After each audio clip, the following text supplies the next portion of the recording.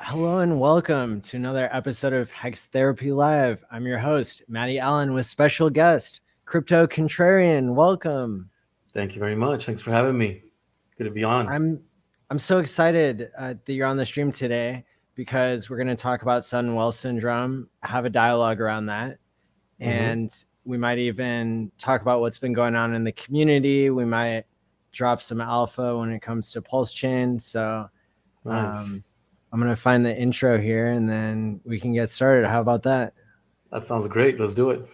Awesome. It's from Maddie ALLin of HexTherapy.live. I like Maddie. Maddie tries to make the world a healthier place. He's a mental health professional. He's done research. There's nothing that a human being could do better than try and heal his fellow man.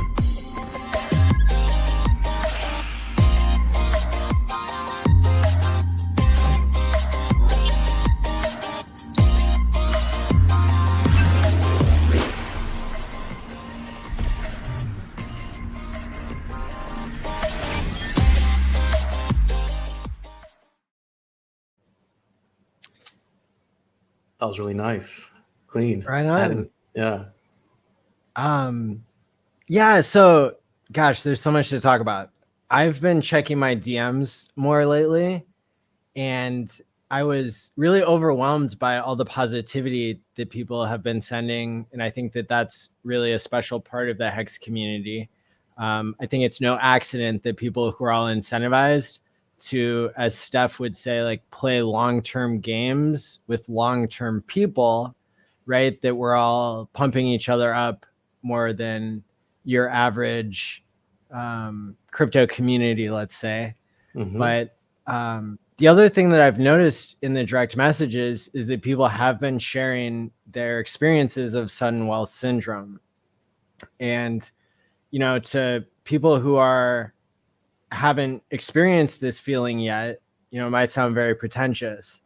But I think whether you're here to learn about how to, you know, become financially free, or especially, you know, Hex Therapy has been dedicated certain episodes to helping people who have gotten there and still need to find their purpose, still need to adjust to this different. And so one of the things that I've seen here, and then I'll definitely be asking you what your experiences have been, but I just, you know, I'm thinking there are a number of points to hit here about sudden wealth syndrome. You know, a lot of people are asking, when should I retire? When should I quit my job? That's been one question. Another thing has just been they wanted to share their story. And so I'm just going to read really quickly here, if that's all right. Some, you know, what I wrote back to one person who I had a chance to respond to. And my apologies if I haven't responded to everybody. I'm still catching up, and feel free to write to me, you know, if people are out there and they think that would help. So what I said to somebody who wrote to me yesterday was, I said, thanks for sharing your sudden wealth syndrome experience. You're not alone with feeling shocked. It's important, I think, as a community that we mentor each other, especially maybe based on our age with Hex, because there appear to be phases that people go through at about the same dollar amount or time in Hex, right? And then, for example, you know, it's not good to share your total net worth with strangers, right? For security reasons. But here are some of the factors that people can ask themselves is, how many X are you up? What does your staking ladder look like?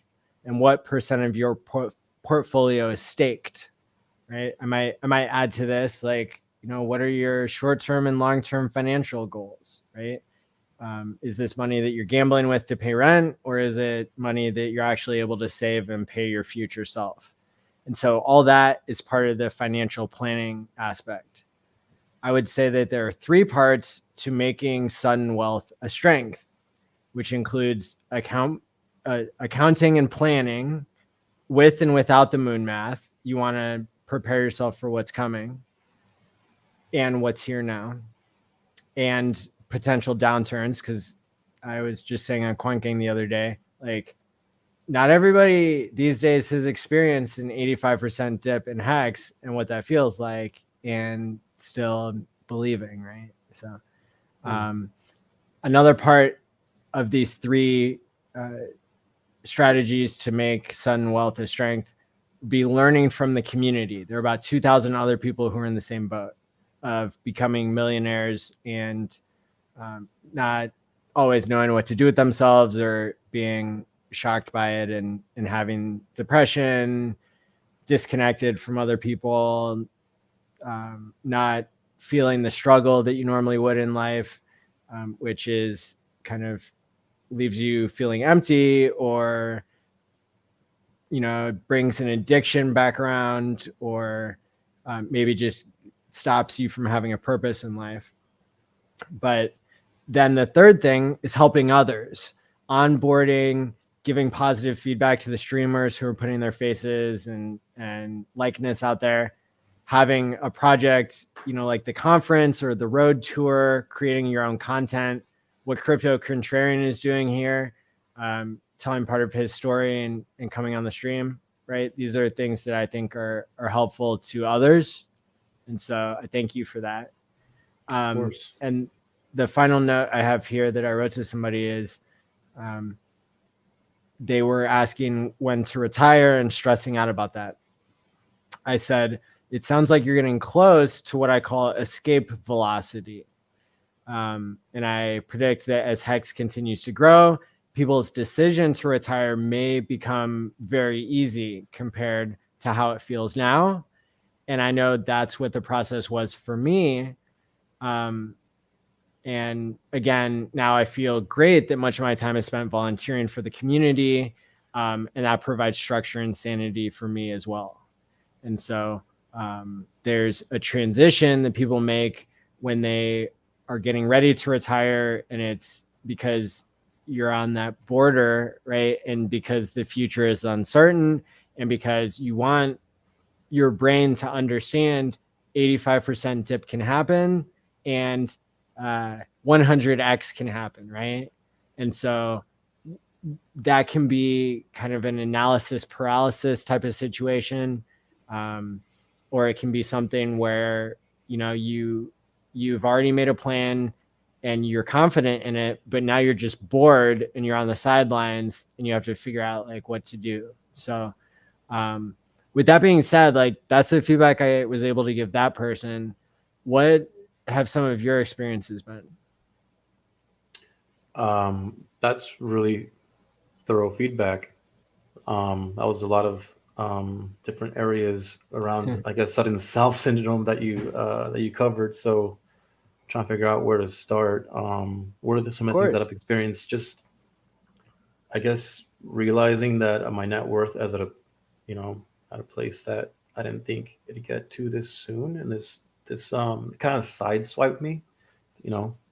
As I was in the grind, I was aiming towards other things, and I had this crypto stuff on the side, like my little pet rock in the closet, and all of a sudden it started to grow, and I was just like, oh, whoa. So I guess what I'm sort of confronting is all these goals that I had that sort of almost to a point became irrelevant because it's not necessary to achieve these things, to cover expenses. So just like you were saying, we need to adjust to the new reality once we get to a certain point. As far as how wild is it that that we have to put so much energy towards our survival, right? Mm-hmm. And we're still making meaning out of that. We're trying to not look at it as such a negative thing, but there is that pull of like, well, if you don't pay your rent, right, and you don't have money for food, then you're going to be really out of luck in a lot of cases. And so what you called the rat race, right, is maybe what you're describing here. Yeah. So those sorts of goals tend to occupy a lot of your mind. Those those worries, I guess, if you're in deep in the rat race in the trenches, as I was. Yeah. Just I mean, I was driving for Uber and just barely covering my bills. Just at the end of the month, I'd end up at zero. Just at least sort of debt free. We're trying to get out of Sure. debt. But yeah, so just having been in that for a while, and all of a sudden, I wasn't, you know, I wasn't paying attention to Hex during that 2020 run up, and that was a good thing. I think I kind of checked it again that summer before big payday, so it was kind of a pleasant surprise and a light at the end of the tunnel, so to speak. I mean, Oh wow. I always knew it was there, but it just all of a sudden was really close, and I was like, oh, there it is. And then just from there, I discovered T-shares. I wish I would have gotten into the community sooner. I mean, I'm sort of an OG as you can get. I just wasn't plugged into the community in the earlier days until I started paying attention to it again after the whole, everything stopped in March. I got sucked into all the politics, whatever was happening. There was a lot going on, so it was very easy to get distracted from what was going on in Hex. For me, at least, I was trying to make sense of everything, and so I started looking into what T-shares were as I was really beginning to understand that because of the big payday and all that. I'm not sure why I'm bringing all this up. Because that was part of your journey to like realizing how much wealth you're looking at, right? Yeah.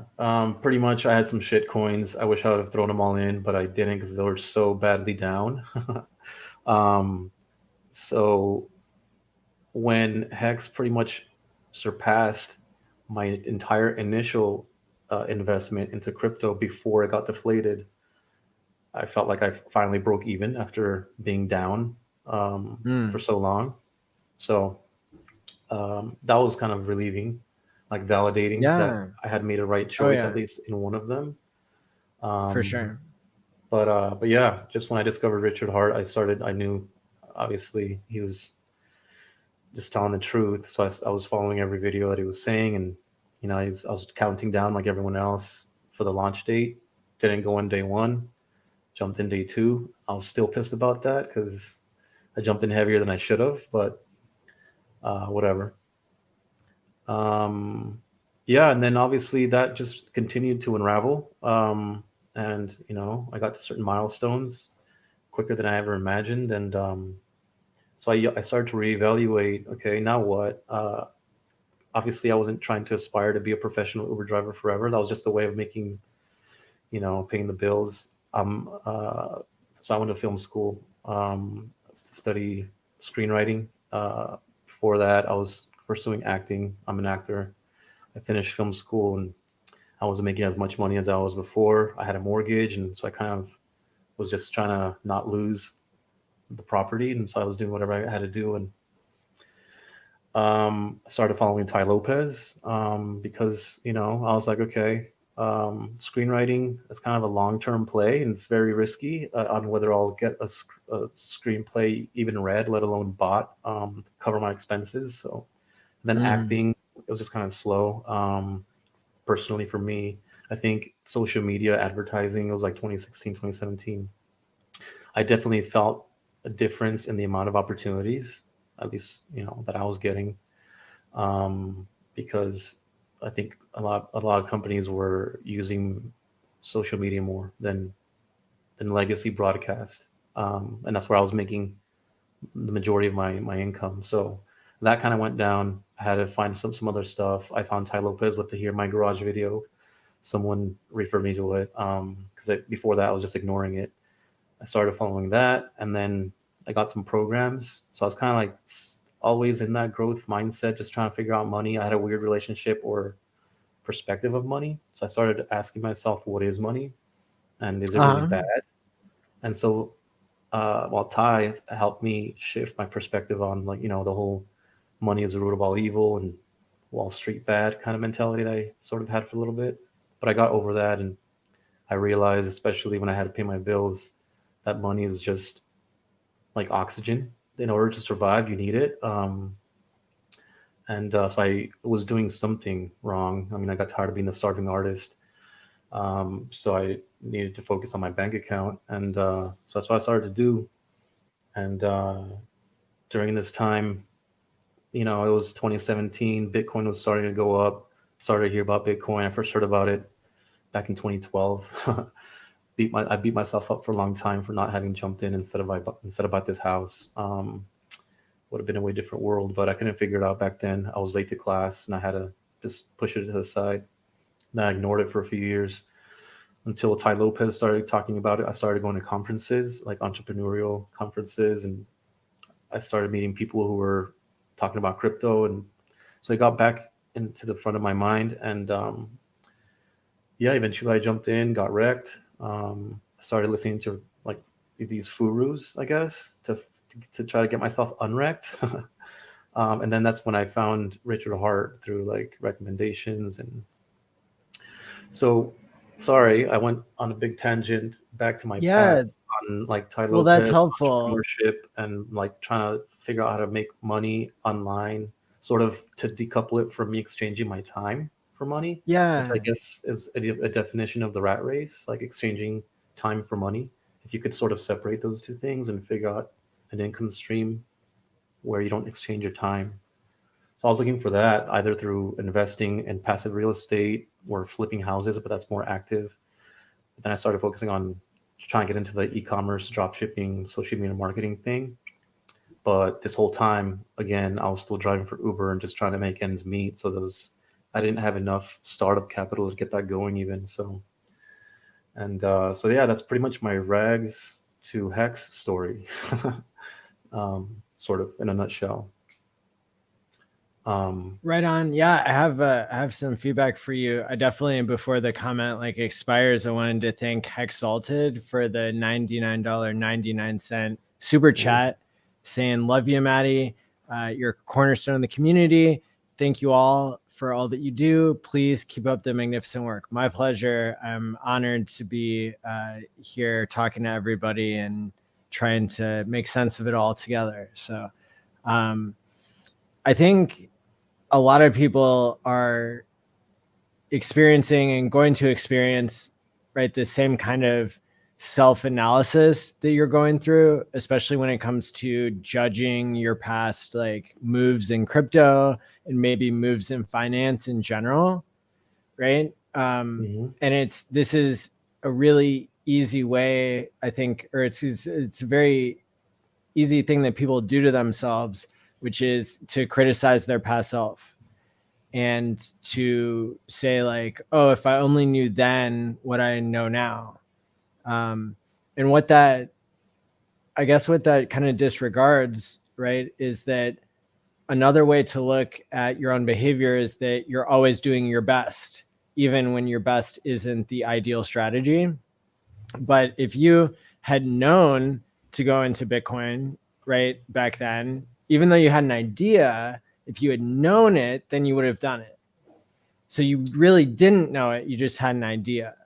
And I would even say, like, of all like the weird outcomes, like if you had done way better in Bitcoin, then you would have actually been incentivized to like not get into Hex and to not believe in it. Yeah. And probably wherever you are in Hex now with your, how many zeros you have or whatever, I think probably you're going to do better than you would have if you had gone the Bitcoin route. Now that's still kind of like playing a what if game, right? But at the same time, it's kind of acknowledging like there are certain incentives that people have when somebody holds, millions and millions and millions of dollars of Bitcoin. They're incentivized. They're a staker of that philosophy and of that maximalist perspective in a way, I think. And so it causes them to filter all of their information based on that. And I think, history is going to really show that Bitcoin, thankfully, really just paved the way for Hex because of how Hex is a truth engine, because of how Hex is incentivizing long-term thinking in people. And so I think when we do have the financial freedom to like look back on our past selves, another thing we can do is to just thank our past selves, and to be, really to be looking at the bright side of what, mistakes and good decisions that we made. It sounds like what you experienced was yourself like being a really hard worker, right? And really caring enough to like educate yourself as much as you could. And it really bothers me that there are so many gurus in the space who can lead people such as yourself and myself down the wrong path, right? Yeah, sometimes I wonder if it's intentional or not. I mean, to some degree, maybe it is a little bit subconscious for them. 'Cause we could be we could have conviction on something and truly believe in something, and then it turns out that we're wrong. And if we convince someone through our own conviction to follow us, and then we end up being wrong, it's kind of fucked up. So maybe they just found themselves in a bad situation, and I don't know. I'm speaking in generalities, but I guess I'm giving people the benefit of the doubt that they're not. Yeah, well, that's an interesting topic. Yeah, I mean, I think if I put myself in the shoes of the Furus, I think, yeah, I've got a really big bag of crypto, and either I hold on to it like probably Anthony Pompliano did, right? Or I gamble it all away, right? Like pretty much every other influencer in Bitcoin did. I mean, maybe I should be speaking like more specifically, but you get the idea. Like the people who are out there trying to wreck others or sponsoring, gambling, trading and stuff. I mean, you could have your ads turned on your YouTube channel, like not be fully aware because you're a paid premium member of YouTube. You don't see the ads that you're serving to your viewers, and you don't really think when you see the dollar amount go up on your screen, you don't really think like, oh, that's because they doubled the amount of ads that were put in there. And those advertisers are people who are, they're paying to get those users wrecked on leveraged exchanges, etc. And so but like at the same time, what's your responsibility, right? Like, and who do we hold accountable for telling the truth when even the algorithms and the system of YouTube is set up to leave the influencers in the dark? That's still not okay, right? Somebody has to be, like if you're BitBoy and you're getting, $1 million to do a show about a coin, or $100,000 to do a show about a coin, or $10,000 to pump a certain coin, like you're corrupt, period, end of story. Like you're telling lies about Hex, you're ignoring gatekeeping Hex when you made $50,000 off of Hex, right? But then we get into even deeper psychology of like, Hex was actually designed to make new whales, which people forget. So like Richard, in my opinion, what I saw happen is he started a self-help YouTube channel that helped people quit drinking, smoking, playing video games. What else, right? Like all those types of things. How to apologize correctly, yes. I think. That's a good one. One of my favorites. So he built an audience of people who had experienced him making their lives better, self-help audience.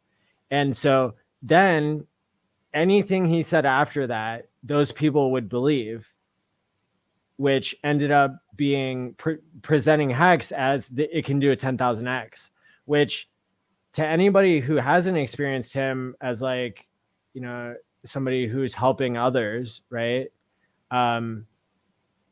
Might sound scammy, right? Now he backed it up with a lot of intelligent things to say, but even like sitting on a throne on YouTube, right? Like bawling out, you know, like people are going to look at that. And I think he knew how they would look at it. I think he is a mastermind. I think he is a genius. And I think he wanted to filter out everybody in crypto who wasn't with the self-help and who had too much money to put in, because he didn't want the same corrupt people to just own whatever he was creating, which is normally what happens in crypto and in any market. Yeah. Right. So he like created this extremely complex, like game theoretical solution to how do you launch a coin fairly? Well, you recycle the ETH a little bit, and then only the little guy gets in. Everybody throws up their red flag that this is a scam. But like at the end of the day, people aren't thinking, oh, he has billions of dollars of Bitcoin. Oh, he has billions of dollars of Ethereum. Like, oh, that's different. The altruistic founder is different than every other founder who either does not profit or extracts profit from their users. I don't think that Richard has done that or will do that. I think that his incentives are different. So you and I, being people who got in from the early days, I think like, I don't think that there are a lot of people who put tons of money into Hex early on. I think that, you know, the origin address and or Richard Hart like does control 90 to 95% of the supply. And I think that that will never be sold. And I think that Hex is like way more scarce than people think it is, way more scarce than the price suggests, has way more utility. But if you go back and look at, you know, and like I'm speaking to this because we're talking about like, you know, how we think about, oh, I should have put more money into Hex, or, you know, people, Furus were talking badly about it. Like, but I think that's part of the design, is for us to not appreciate or to understand all of the factors at play, because I'm still learning, going back in the history of Hex and like watching old streams and like thinking about the game theory more deeply. And I think it's very, very advantageous that Richard like went on a live stream that exposes scam projects, right? The day that Hex was launched, he went on Tone Vase's Lawyers Expose Scams show, right? That was pretty intense. That was an intense stream. I remember that. Yeah. I still jumped in day 2 though, because I think he handled himself very well. I mean, everyone sort of agrees. He's leaving his trail of broken heroes, I guess, behind him. Well, and I think for a lot of people, if you had a certain amount of riches in Bitcoin or Ethereum or anything at the time, again, like your incentives would be to say, that's too good to be true. That's a, you know, like promising 10,000x returns, you know, like, so there was there were filters is what I'm saying. It's almost like, I would understand like marketing, you know, you can market to, you know, nurses who like coffee and dogs, and then you can sell shirts to like just those people of a dog drinking coffee, it, you know, whatever, like, and so it's targeted marketing might be one of the factors why Hex has been able to make new whales and other fish, and will likely continue to do that. And think about this. If you have $100 million, how do you even buy in at this point to become a shark or a dolphin? Yeah, I'm not sure if that, I mean, I've heard you or whales talk about that it's not possible because of slippage, right? They would get something around $10 million at the current price worth, which would make them like somewhere in the range of a dolphin. That's right. Yeah, that's crazy. So it's crazy. So if someone does attempt to do that, yeah, so that would be a new dolphin, but it would just push everyone else up out of the rat race, probably. A lot of people. Oh yeah. Oh yeah, and so it disincentivizes anybody from doing that, and again makes them look at Hex even today as a scam when it but obviously isn't. I mean, is there a way of doing that incrementally where you don't push it up that much? Of Probably course. from providing liquidity or just over time, dollar cost averaging. Sure, yeah. And Um, so what is likely happening to like correct for that, right? Or to put pressure on that, because you could sit on the sidelines and snatch up $10,000 worth of Hex here and there and start to build like a really big portfolio, which maybe it, like maybe that's not such a bad thing, because still you can't dump the price too hard either. mhm. But But yeah, I I think think the like, intent, go is I'm so sorry. So you were talking about new whales as opposed to old whales coming in. Oh yeah. So this is a creation of new whales being Yes. brought up because and the filtering mechanism that Richard was using through his mastery. I don't know, Yes. through his marketing, talking to people, building a community of followers, Yes. finding people of like mind, and the people that are not of like mind, or just they got discouraged from joining for whatever reason. So yeah, he created his disciples and those who followed what he was. Well, I mean, he preaches, yeah. he walks the walk. Everything he says he does, and we recognize that, and I think that's why we had the trust to jump in with him. Yeah, I think like also, if you or I had been enriched from something else, we would not have been able to see the truth behind what Richard is saying, because there were Yeah, because it was dressed in so many other like explanations. yeah, yeah. I understand what you're saying. So we were all actively looking for the truth, about what was going on. I was looking to learn, and I was learning a lot about Bitcoin and the technology from him. That's why I enjoyed just watching his streams, even before he started talking about Bitcoin Hex or whatever it was called before, CM, whatever the supercomputer to solve medicine or something like that. What was it called again? The CM. I don't go back that far. Oh, okay. Yeah, I think he was trying to make another coin before Bitcoin Hex. Yes. Before he dropped Bitcoin. I forget what it was called, but yeah, I liked listening to him back then, because it was just like I was going to a crypto class for me. Yeah. It looked like it seemed like he had nothing to sell, but I guess he was protecting Bitcoin, so therefore he was teaching. And I guess he was ragging on every other project, which was funny. But yeah, anyway, back to the new whales, and that he was curating this followership. I'm sure there were whales amongst us, little minnows at the time. But anyway, Yeah.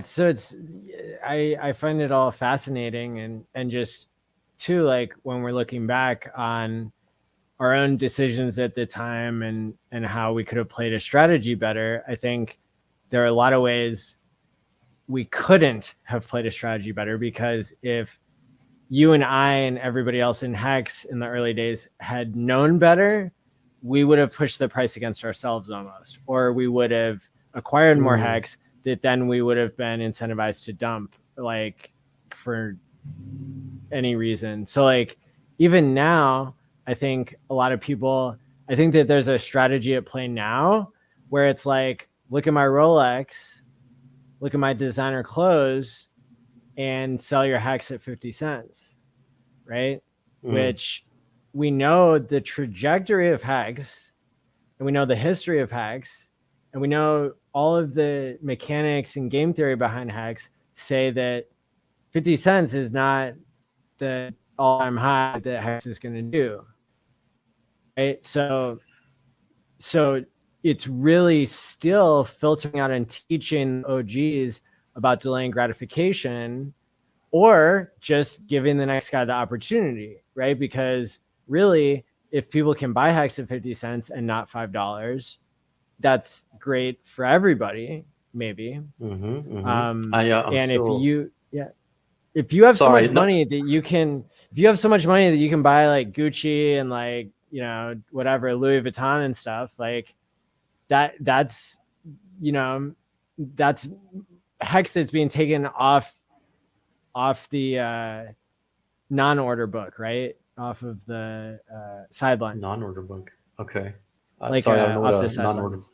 Okay. I just didn't know what to call it. Off the sidelines. Yeah. Out of weak hands. How about that? Yeah, it's been shaken out. Yes. I don't want to say shaken out because I'm sure whoever is flexing has plenty. It's sort of like, you know, celebration of Hex. I don't know. Everyone has their own number that we get to before we feel comfortable, I guess, flexing. I'm not there yet personally. And when I get there, you know, it'll be a good thing. It'll be a celebration.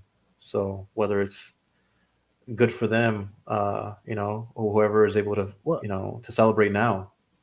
I'm really glad you said that, because that's another thing that we can prepare people for, right? Is I would recommend that when you hex flex, you do it like slowly and very intentionally, because what a lot of people will experience is you will spend, I don't know, let's just say an exorbitant amount of money on a dinner or a hotel room or a car or clothing or whatever. And what you'll find is that it was not as satisfying as you imagined. And that's another aspect of sudden wealth syndrome, is like, I've arrived, like I'm here waiting for things to be as good as they're ever going to be. And then like UPS won't deliver your package. And then you just like feel terrible that you're having first world problems, right? Like, and so there's like, I think that there's a lot to be said for, again, like appreciating, oh, like how are hex flexes like shaking out weak hands, but also when you get there, how can you buy things that are going to bring meaning to you, and or, you know, just, but, you know, for some people, it's not even going to be buying material things. It's going to be experiences. It's going to be new relationships that you can have because you've bought your time, that sort of thing. Does that make sense? Yeah, definitely. For me, that's number one on the plate is well, I was just thinking about hunting. Sorry. Just land out in the woods, to give yourself adversity to keep you sharp. Sorry, that was way off. But interesting. Because you're talking about, you know, your UPS package doesn't get delivered, first world problems. I mean, a way to obviously overcome, you know, that falling into the first world problem thing is just by challenging yourself physically. Some people do it with cold showers, right? Or doing some push-ups as soon as I wake up. I don't do that. I need to get back on that, like go for a run just to start off the day like that. So I was just envisioning me in the forest hunting elk, like fucking Joe Rogan or something. It's one exactly. of the things, yeah. one of the things that I dream of. So maybe that'll be like when I feel like I've arrived. When I'm doing that with my bros, I'll be sick. Yes. Yeah. And then, you know, my hope is that you're not going to regret that, right? And that it is going to be the experience that you hoped it would be and more, right? And so I think that there are going to be like materialistic things, right? And some people might spend money on things and get great joy from that, right? My advice to Hexicans is, you know, to flex wisely and to, you know, put as much thought as you can into what you do spend your mad gains on, and be asking yourself, like, can I accomplish my own gratification and making the world a better place at the same time, right?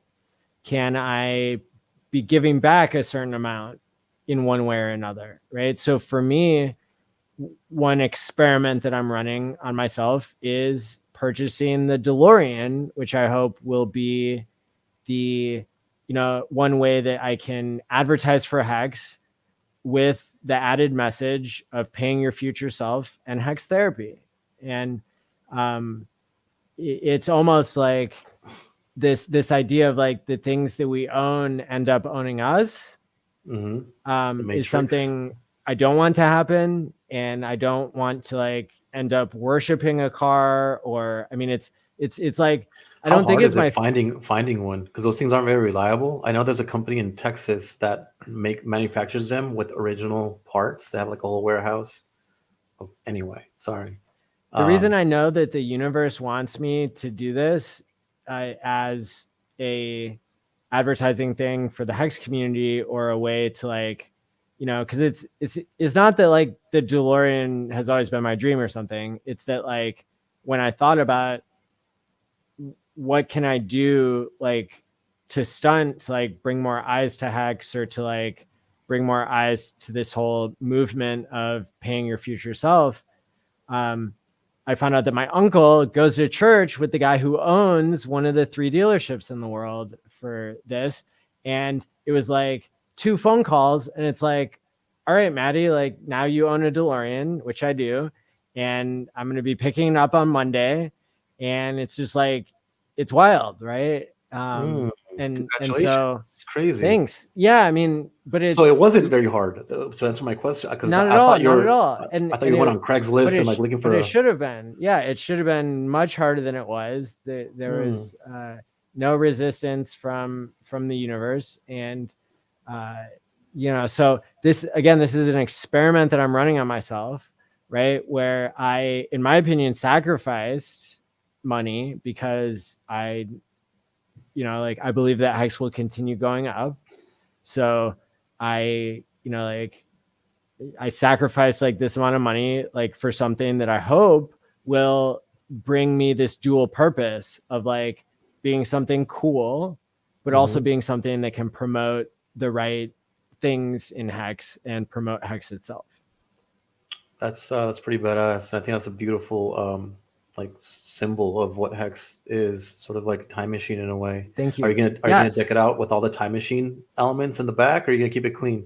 Right now, I have been told that takes several months and several tens of thousands of dollars, and so I'm gonna hold off on that. Yeah. I'm just wondering. But I'm gonna get a custom plate. Nice. I've got an example of what the plate looked like in the movie, right? So in the movie, the license plate said out of time. Nice. But my license plate is going to say out of Hex, because Hex is time. And it's that's one of the deeper meanings in Hex, but I don't mind explaining that over and over again. So I'm going to take this car to several Hex meetups that are happening on the US road tour, and then end up having the car at the Hex conference in March. And people can get tickets at HexTicket.com, learn more at HexConference.com. And those are pinned in the YouTube things, in the YouTube comments. But that, again, it's going to be like, people can take pictures with the car and like really promote this idea of like, time locking your money in Hex is paying your future self.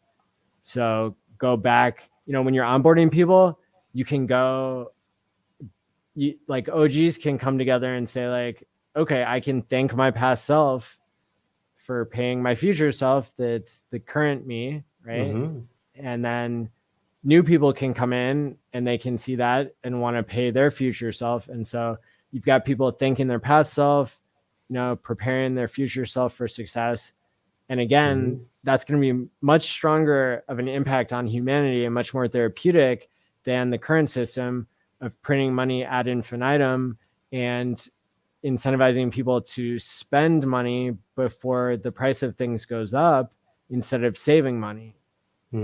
It changes the game, I think Hex does. Are you going to wrap the car? So I keep asking questions about the car. I love cars. So are Um, you going to do anything I'm hex or no? Or just the car I'm itself, original? so it's gonna say That's out of enough. hex on the license plate. Yeah. Yeah. And I do want to do so. Obviously, it's like being used as a promotion, so I do want to Mm-hmm. do something on the car itself. I think wrapping it would like change its image Yeah. almost. Yeah. Yeah. But I know my uncle said that there's this like futuristic kind of paint that exists now, where you Like can like, metallic. well, it actually you like paint it on, and then if you like hold a battery onto it, then it charges, it like becomes lit up or something. Really? Oh wow. I Not what I was thinking. I thought you were thinking about very doing like the gradient in a metallic, like an anodized metallic. I would people like you who are car people just need to like steer me in the right direction. No pun intended. That's hilarious. I'm not that much of a car person. I just appreciate them from a distance. Sometimes I've had to go under a hood once or twice. Actually, a lot of times. My dad was a mechanic. So was my brother, a master tech. So I just always liked Oh, cool. cars. But So sidebar. the first, like I had originally wanted it to premiere in Boise, but now I realize that the tour dates have changed a little bit because the guys who are putting it on are realizing how grueling their original schedule was. So so for everybody who's listening, go to FreedomTV.info to see the updated schedule.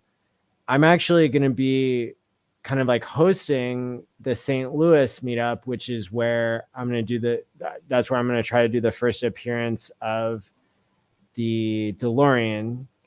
And the new date for that is October 22nd.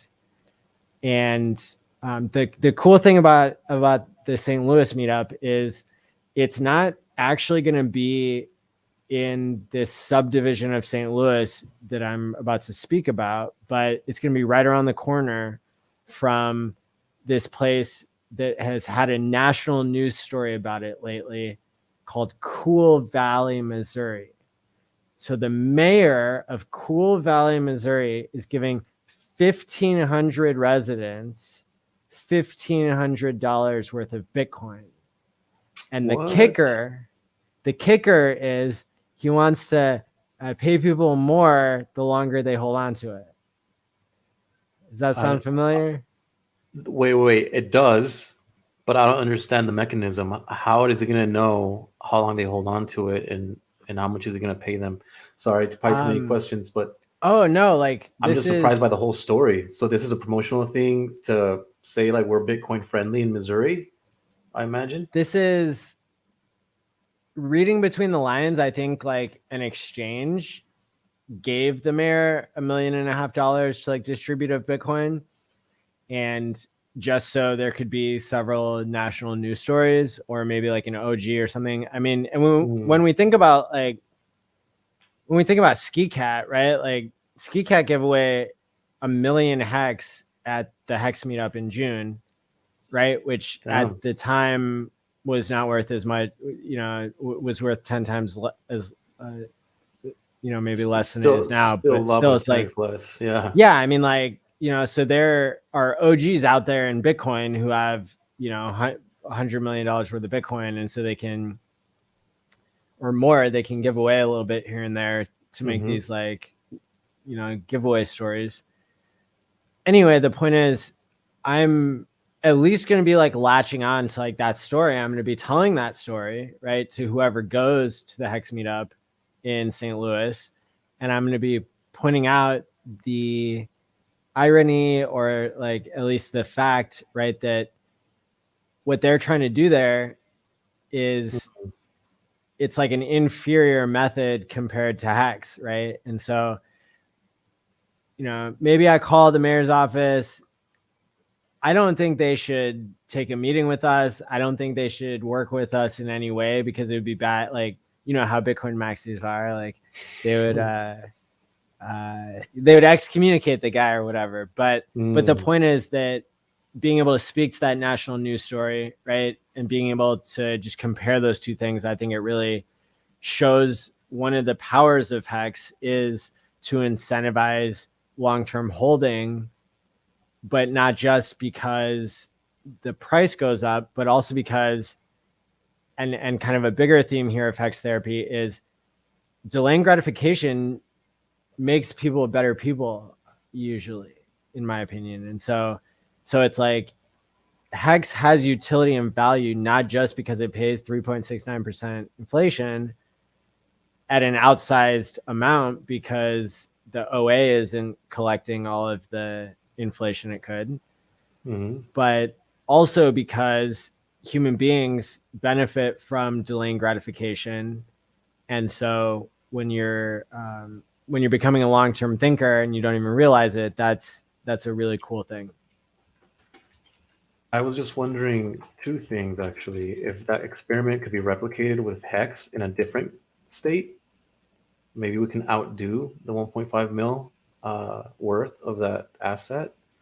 And it'll be sort of like educate. Do you think that would be a possibility of maybe getting some attention, just like Bitcoin is? Because that seems pretty progressive for a mayor, whoever's awarding this, to be on board with.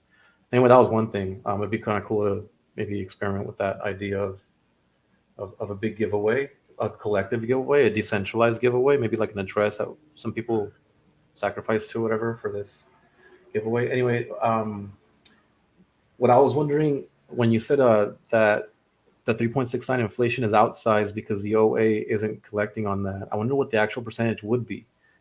Has that calculation been done by anyone? Like, sure. So it's if you watch like the end of Wales Only's, Wales is okay, of course he would cover slides. That. He shows the original table that we used to see on the Hex website that shows there's 1% of people staked, then you get 369% APY. If there's 10% staked, you get 36% APY. If there's 99% staked, you get 3.69% APY. Got it. Okay. Interesting. I need to look at that. And so that's like one of the underlying mechanics, right, of this idea that the interest is paid to the stakers, and then people who are speculating on price appreciation. And it's, Richard used to say it's almost like it's virtual lending in a way. So I think that refers to how, there's almost like there's a cost, there's like a premium to holding liquid that you're paying. And that premium is being paid to the people who are giving up that right to sell now. Yeah. It's a really good description of virtual lending. But like in a way that is not scammy, because in a lot of virtual lending schemes, like that the value extracted is not in such an honest way, right? If you're paying out in Bitcoin or ETH or something else, if you're promising things, from new investors, paying out old investors and stuff like that, I think that's one of the most complicated topics in Hex. And the reason that it is so complex is because, going back to what you said earlier, it really makes us question, like, what is money and what are normal investments? So when I talk about, if I sell my car, that needs a new buyer to come along, right? Like, and if I have more people who are, coming into the system, right, to like bid up the value of the car, then how's that different than a Ponzi scheme? Well, the truth is that all investing needs demand, right? So like if you don't have any demand, then you don't have a market, and then you don't have a price. Of course. Which I was accidentally listening earlier to Patrick and Abit, who are doing the US Road Tour. I was listening to their talk at the Hex conference, the first one at the beginning of this year. And they're at like the end of day one, and they just like, they brilliantly cover that. Right. But I think that detail kind of gets lost on most people, that once we start talking about Ponzi and this and that, people lose the nuance of, well, what is a market, and then how is Hex different? And Hex is different because you can continue, like, because it's not promising anything that it can't deliver at the contract level, and then it's operating just like any other market would at the market level, right? So that's where, you know, you do need new investors to come in, just like buying a car. You need somebody to buy the car, right? It's just like the network effect, right? The more, yeah, you know, people in the network, the more valuable it is. There's, I guess, if you want to call it a network effect, a Ponzi, go ahead. I don't think that's the case, though, right? You just need more people. And the reason why it seems like it could be a Ponzi or a scam is because it's promising high returns and showing high returns, but it's somebody, did somebody say it on CoinKing or somewhere I heard recently? People were saying, well, you know, this is the only market that's not rigged to scam you. You know, like even the stock market and every other market is controlled by whales, right? That want to eat your lunch. And so when you remove the legacy whales and you create new whales, then the price volatility that you see, somebody was saying, why are the fundamentals so perfect? Maybe Richard was saying it. Why do we see, like, if you go back to an original, you know, book from 40 years ago about how to do technical analysis, why is Hex so perfect on that? It's because it's not a manipulated market. Yeah. In the sense that somebody's extracting value. If anything, it's a manipulated market to where it's being altruistically manipulated. It's still paying from the inpatient to the patient, but there's not a middleman there. And that goes back also to how we started this thread of, you know, if, you know, is the OA taking some sort of strategy that is, you know, not collecting all the interest it could. Now, I will throw out for all of you super advanced users, you know, I'll throw out this plot twist that I was very confused about. I thought that the OA not staking everything was altruistic, but the game theory is actually way sicker than that. So if you're the OA and you control 95% of the supply of Hex, if you stake more than, like, I don't know what the exact number is, but more than like 12.5% or something like that, you're actually staking against yourself. So like you're like, because remember, there's only, because like as the amount of total staking increases, then you start to hit like a roof of how much inflation you're entitled to. And so like if you have 95% of the supply and you stake everything, then what you've done is now you're only getting 3.69% inflation. Whereas if you're doing a subset of that, you're getting a higher percentage of inflation, and everybody else is too, which is okay because then you're incentivizing people to make the product more attractive. So yeah, it's like goes very deep, you know, every little rabbit hole. Yeah. Well, I think we've all come to know the OA as like a you know, benevolent entity. Benevolent or malevolent? Benevolent, right? Friendly. Benevolent. good for price, good for the ecosystem. So it's proven over time through their actions that they're to be trusted. Yeah, based on history. But even more than that, right? When we really think deeply about this, it's you are an altruistic, like you're incentivized to be altruistic, right? So if staking more and taking from everybody else like doesn't give you any more, why would you do it? Right? That's the same principle that Bitcoin, the security of Bitcoin is the miners are staked with their electricity bill. And so why would they allow a double spend to make the thing that's going to pay their electricity bill worthless, which is Bitcoin? So they have the right incentives. And so we literally trust just based on the incentives and nothing else, other than, I guess, we could fork the network if there was somebody messing with things too much, and we could, that's layer 0. That's why I named this episode of Quant Gang that we did this past week.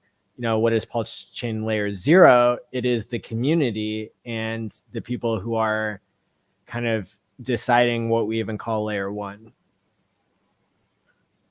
But Hex layer 1 would be like a smart contract, right? Hex? Yeah, layer 1 is like the layer that we're operating on. So in Hex, like layer 1 is the smart contract that's actually locked in a 2019 block that says the 2,500 lines of code, right? That make up the Hex smart contract.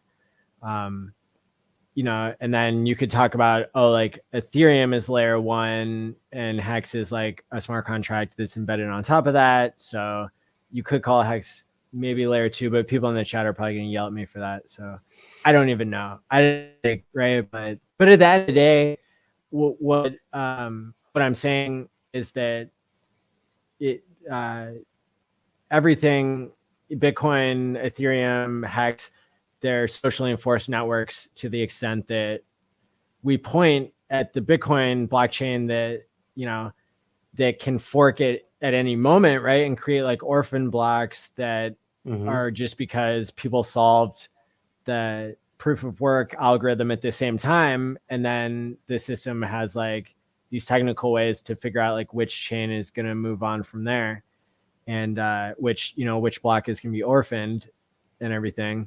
But even at a deeper level, it's like, well, is Bitcoin Cash or Bitcoin Core the real Bitcoin, right? And there's disagreement there. And so we have examples of how it's a socially enforced layer 0 thing that's built on top of whatever social enforcement you have. The majority of whatever nodes that aren't getting Sybil attacked, or what, now we're getting really into the weeds, but the bottom line is that, so for Hex, again, the incentives are what we can trust more than just trusting the OA and just trusting what the OA has done on chain to this point, right? Because that's really what crypto is based on, is this idea that you can decentralize, enforcing no double spends, which is what makes digital money possible. And then you have to kind of deal with anything else that comes up, right? Which in a lot of cases, crypto has been corrupted by the legacy system, which we see going back to, exchanges paying furus to get people wrecked. Yeah. Well, Hex solves this. And now we got Pulse pretty soon. Yeah. Yes. Yeah. Is there going to be what's up with the exchange on Pulse? Is that still a thing, or is that kind of like pushed to the side as just an auxiliary thing for later? So like, as far as shorting very Hex? quietly, in a sense, I believe that Overwatch Partners bought in a whale amount and then has created a over-the-counter traded stock ticker, which is Everything Blockchain, I think it's called. And that's traded right now. That's a form of what is that listing. ticker represent? I think it's OB. Yeah, TIX or something. yeah, I think I heard you mention it in the Yeah. previous stream. But what are you holding if you were to hold that? I'm curious. Just Oh, what do you yeah, mean it's it's being offered? OBTX. It's what are you holding? Like, I don't know. Yeah, like something are you worse than holding a promise coin, or So it'd be so I mean, you're holding a share of the bag, that of whatever asset that ticker holds. yeah, Okay, got it. which is That's not cool. what crypto was designed for. So it's a derivative of crypto, right? Like if you own this Yeah, share, then it's you like sort paper. It's like, but it's not like, I don't know. It's not what we want to be holding, but it's just interesting that that's been created, I guess is what I'm saying. And so, and that's a signal, right? It's really interesting to me that not everybody knows about that. And that's like one of the dominoes that you usually see whenever you do get better on-ramping, better, like regulatory treatment, better this and that. Got it. So it kind of legitimizes crypto in a way by putting it in the legacy sort of market. At least Yeah, it's probably a of it. step. It's probably a step towards like more useful exchanges or whatever. Yeah, no, because I've heard folklore or fairy tales about shorting Hex at some point in the future, or like the grayscale of Hex. Is that the same thing, or those two separate things? Separate. Ah, okay. So the idea of grayscale Hex is to encapsulated T-shares, something like that. It's to create a mechanism like Grayscale does with Bitcoin and other projects where you can buy it and then not necessarily sell it. So like they never sell even if you do. So, which is kind of weird, but it kind of exists, but then it turns out they do sell Bitcoin. But it's a trust, and it can get Wall Street firms to lock up for a certain period of time. And that's supposedly why there's this Grayscale like premium that has also been a discount at times and seems to be limiting the Bitcoin market from going up higher because so many billions of dollars piled into that asset, which was really good to get the price up to a certain point, but then stops it from going much higher and wants to drag it down. But again, this is part of maybe what we call Hart's law, right, of bonded liquidity pairs, where if you have too much liquidity at any certain level, you can't go up as high, but you also can't go down as low because you're locking it in, getting your impermanent loss. But some people benefit from impermanent loss if it's only a fraction of your portfolio, then, or you're trying to play some other game, right? With controlling the price because you want people to get wrecked on leverage trades, right? Or because you want people to buy in and not be able to sell when you can sell and stuff like. So like there are all these like really interesting games that can be played, but why don't people ever talk about, right, what kinds of magic carpet rides that could happen? And I'm going to reiterate, if any of us get a chance to ask Richard questions, we need to be asking him for Easter eggs, because he's got Easter eggs that he isn't telling us. Of course. I think that one really crazy play, whether he's thought of it or not, is if you basically make Hex super scarce by buying it up, you know, like it's not just other billionaires that could be buying up little pieces of Hex, but it could be the OA, it could be Richard. Then all of a sudden you have like almost like a liquidity crisis where there's so little liquidity, right? That you are getting this volatility that you can control a little bit as a market maker. But then if you pump the price to like so high, if you know, if Richard does $100 million buy just for fun and then adds a shitload of liquidity super high, you know, like somebody who does that could know how much really free Hex there is in OG hands and make sure that the amount of USDC on the other side of that trade is enough to where you literally couldn't sell the price down if you wanted to. Like, which would create this situation that we're talking about that usually is not in people's best interest. But in this case, you could have some sort of like altruistic, like liquidity event where it pumps the price and then doesn't let the price drain back down. That's funny. Pump, no dump, pretty much. Yeah. It's a pump without the dump, which is what Hex has been sort of this whole time. But that would be pump and pump. That would be a crazy strategy. I'm not sure how the haters would feel about that. I'm sure they'd make a lot of noise about, you know, manipulation. Well, I mean, think about so Richard collected over $1 billion worth of USDC. Right. I'm sorry, you said a billion? A billion? Yeah. In the PulseChain sacrifice. Yeah. Okay. And then, as I predicted, the OA came in with 13 to 14 billion. I predicted 10. Nobody else predicted that it would sacrifice at all, and which diluted, right, everybody else, which is a good thing if that entity is going to protect the price, right? Because Overwatch and all them bought in with like maybe 50 million or $100 million or whatever it was. So that was like 29 mil or something like that. Was it? Okay. Different wallets. Oh yeah, that's right.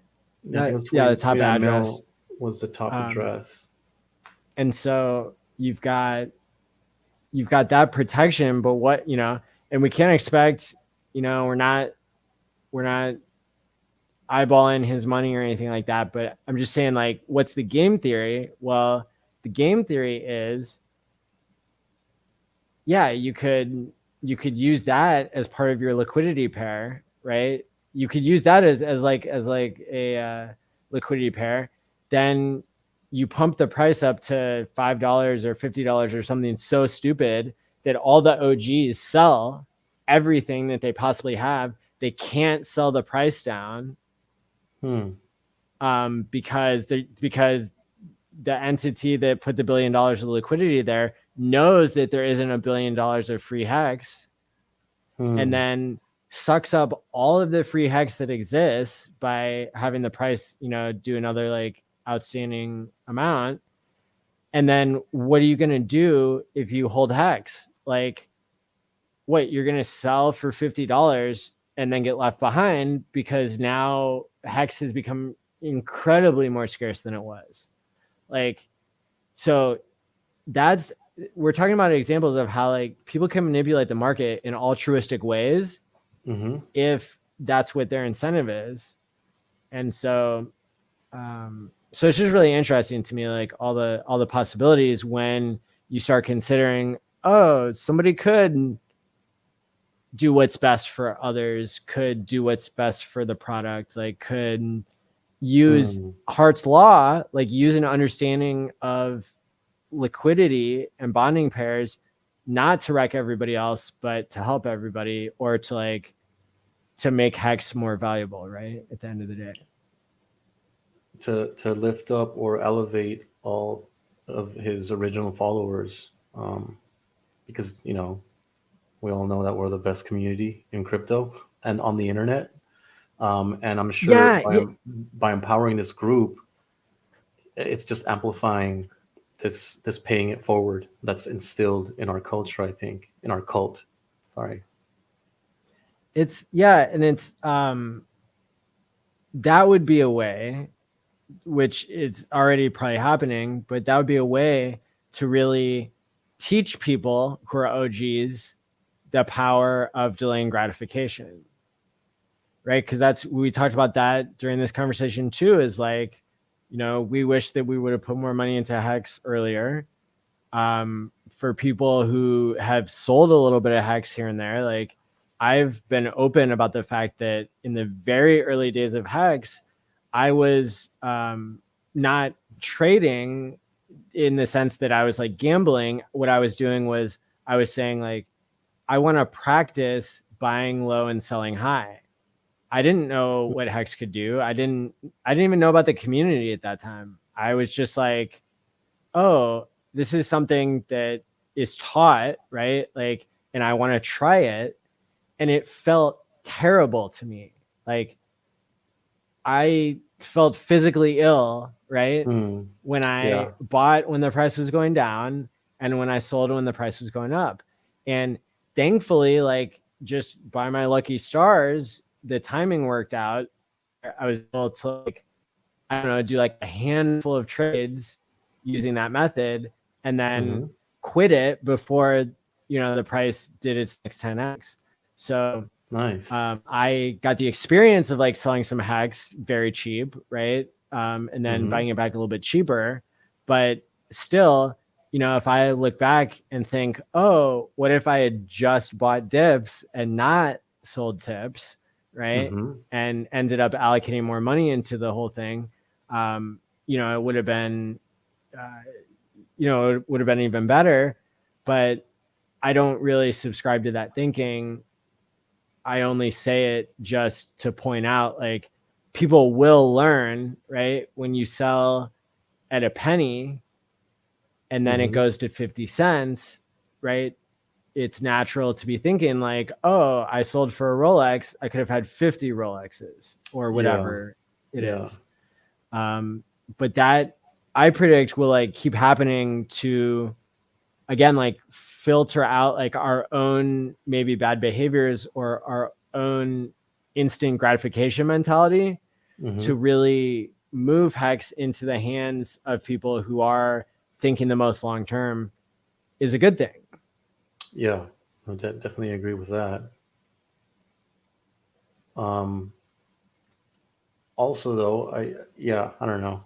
I don't want to feel guilty myself or guilt anyone else for taking some profits here and there, but there's obviously a balance, having delayed gratification, but also allowing yourself to take some profits here and there. If we are right about the potential of Hex, right, which my number one thing is there's 60,000 people in Hex and we've already had the price go exponential before the number of people has gone viral. So that's mind-blowing value to me. So Hex under $5 is a steal. And, so like if you're selling Hex, like pat yourself on the back and like give everybody else a high five because, like you're giving that opportunity to the next person. Yep. Like I was going to say earlier, I'm still, I still have some onboarders that are, still trying to accumulate. So all this dumpage is good for my, little tribe of people that I'm trying to help. Oh yeah. So the more Hex flexes, the better for, of course, for those who are still accumulating. So it's all good. Absolutely. And that's such a healthy way to look at it too, I think, instead of being like in this Bitcoin ethos or any altcoin that's saying, hold forever and, is literally that's where they're getting the value out of their coin is by OGs really taking advantage of the new person coming in, right? Because the OG doesn't believe in the future of the project, right? And they're showing that by selling. In Hex, I really think it's the shock right, of how well we've done, but also with really the value behind it, that this, again, the utility of Hex is that everybody in the world benefits from a mechanism that allows them to, pay your future self, to improve your delayed gratification, right? To incentivize saving. And that brings about lots of healthy human behaviors that are more than just money. And so at the end of the day, and I mean, it's wild to see what the rest of the crypto space is doing to their onboards, right? Yeah. I don't even pay attention to the rest of the crypto space anymore. It was just too much noise. Yeah. Just too much noise. I'm so glad to be out of that. I mean, it's important just to try to see what's going on every now and then, just so you don't get left behind by the tides that inevitably change the whole landscape here and there, or eventually. Sure. I'm just like PulseChain is going to shift everything once it comes out, and once everyone has the pleasure of experiencing cheap fees, and I imagine it's going to be faster, and a bunch of free coins. So that's going to be a monumental event in crypto. And the liquidity, again, Hart's law is poorly understood by all financial markets, in my opinion. Like, people are so used to corrupt liquidity providers. It's like they don't even understand. It's like economists don't even understand how liquidity works. Nerd Girl on Discord Syndicate had a liquidity expert, an academic on there, who didn't understand liquidity. I mean, it's just, it's so bullish, really, to like just look at these furus. Anthony Pompliano, like, I just watched one of his streams because I really, I kind of like the interpersonal dynamics he has with his wife when they do shows together. But I got kind of lured into an episode he did. I haven't watched his shows in months, but he did a show with the CEO of Coinbase, Brian Armstrong. But he spent the first hour talking about taxes in a way that makes me very confident that he doesn't understand taxes. And so it just, it's another example, right, where, like, he has 250,000 followers, right? And he's pumping out videos that people are accepting as their education. And that's, it's wrong. It's incorrect information. And so that's really bullish to a truth engine, to a Pulse network that is going to prove what happens in a free market that is not being, the liquidity is not being provided by corrupt influences. It's so exciting. So exciting. Yeah. I mean, I still need to brush up on the whole liquidity providing. I have never done it myself. I did it once or twice briefly just to see how it works. But yeah, I've never really reaped many rewards from it. But I'm looking forward to that. We benefit not by providing liquidity, because we don't want too big of a pool for people to buy into and not push the price against themselves, and then they can dump the price later. Richard says he doesn't want to see cheap Hex anywhere. And because of what's programmed into Hex is high incentives for stakers. So if you're a liquidity provider, the way that it normally works is you have two pairs that you're providing. And so you would have like USDC and Hex, and you have to put both of those in equal amounts. Now V3 like changes that a little bit, but V2 is still how the majority of it is functioning. And so you get something called impermanent loss. And I would recommend, for like a really good understanding of what that means, there's a channel on YouTube called Findmatics, like mathematics except Findmatics. Okay. and it explains like with cartoons, like, and a narrator really succinctly and technically why it's called impermanent loss, why it should be called permanent loss, and how, again, if you think the price of something isn't going to move, then you provide liquidity.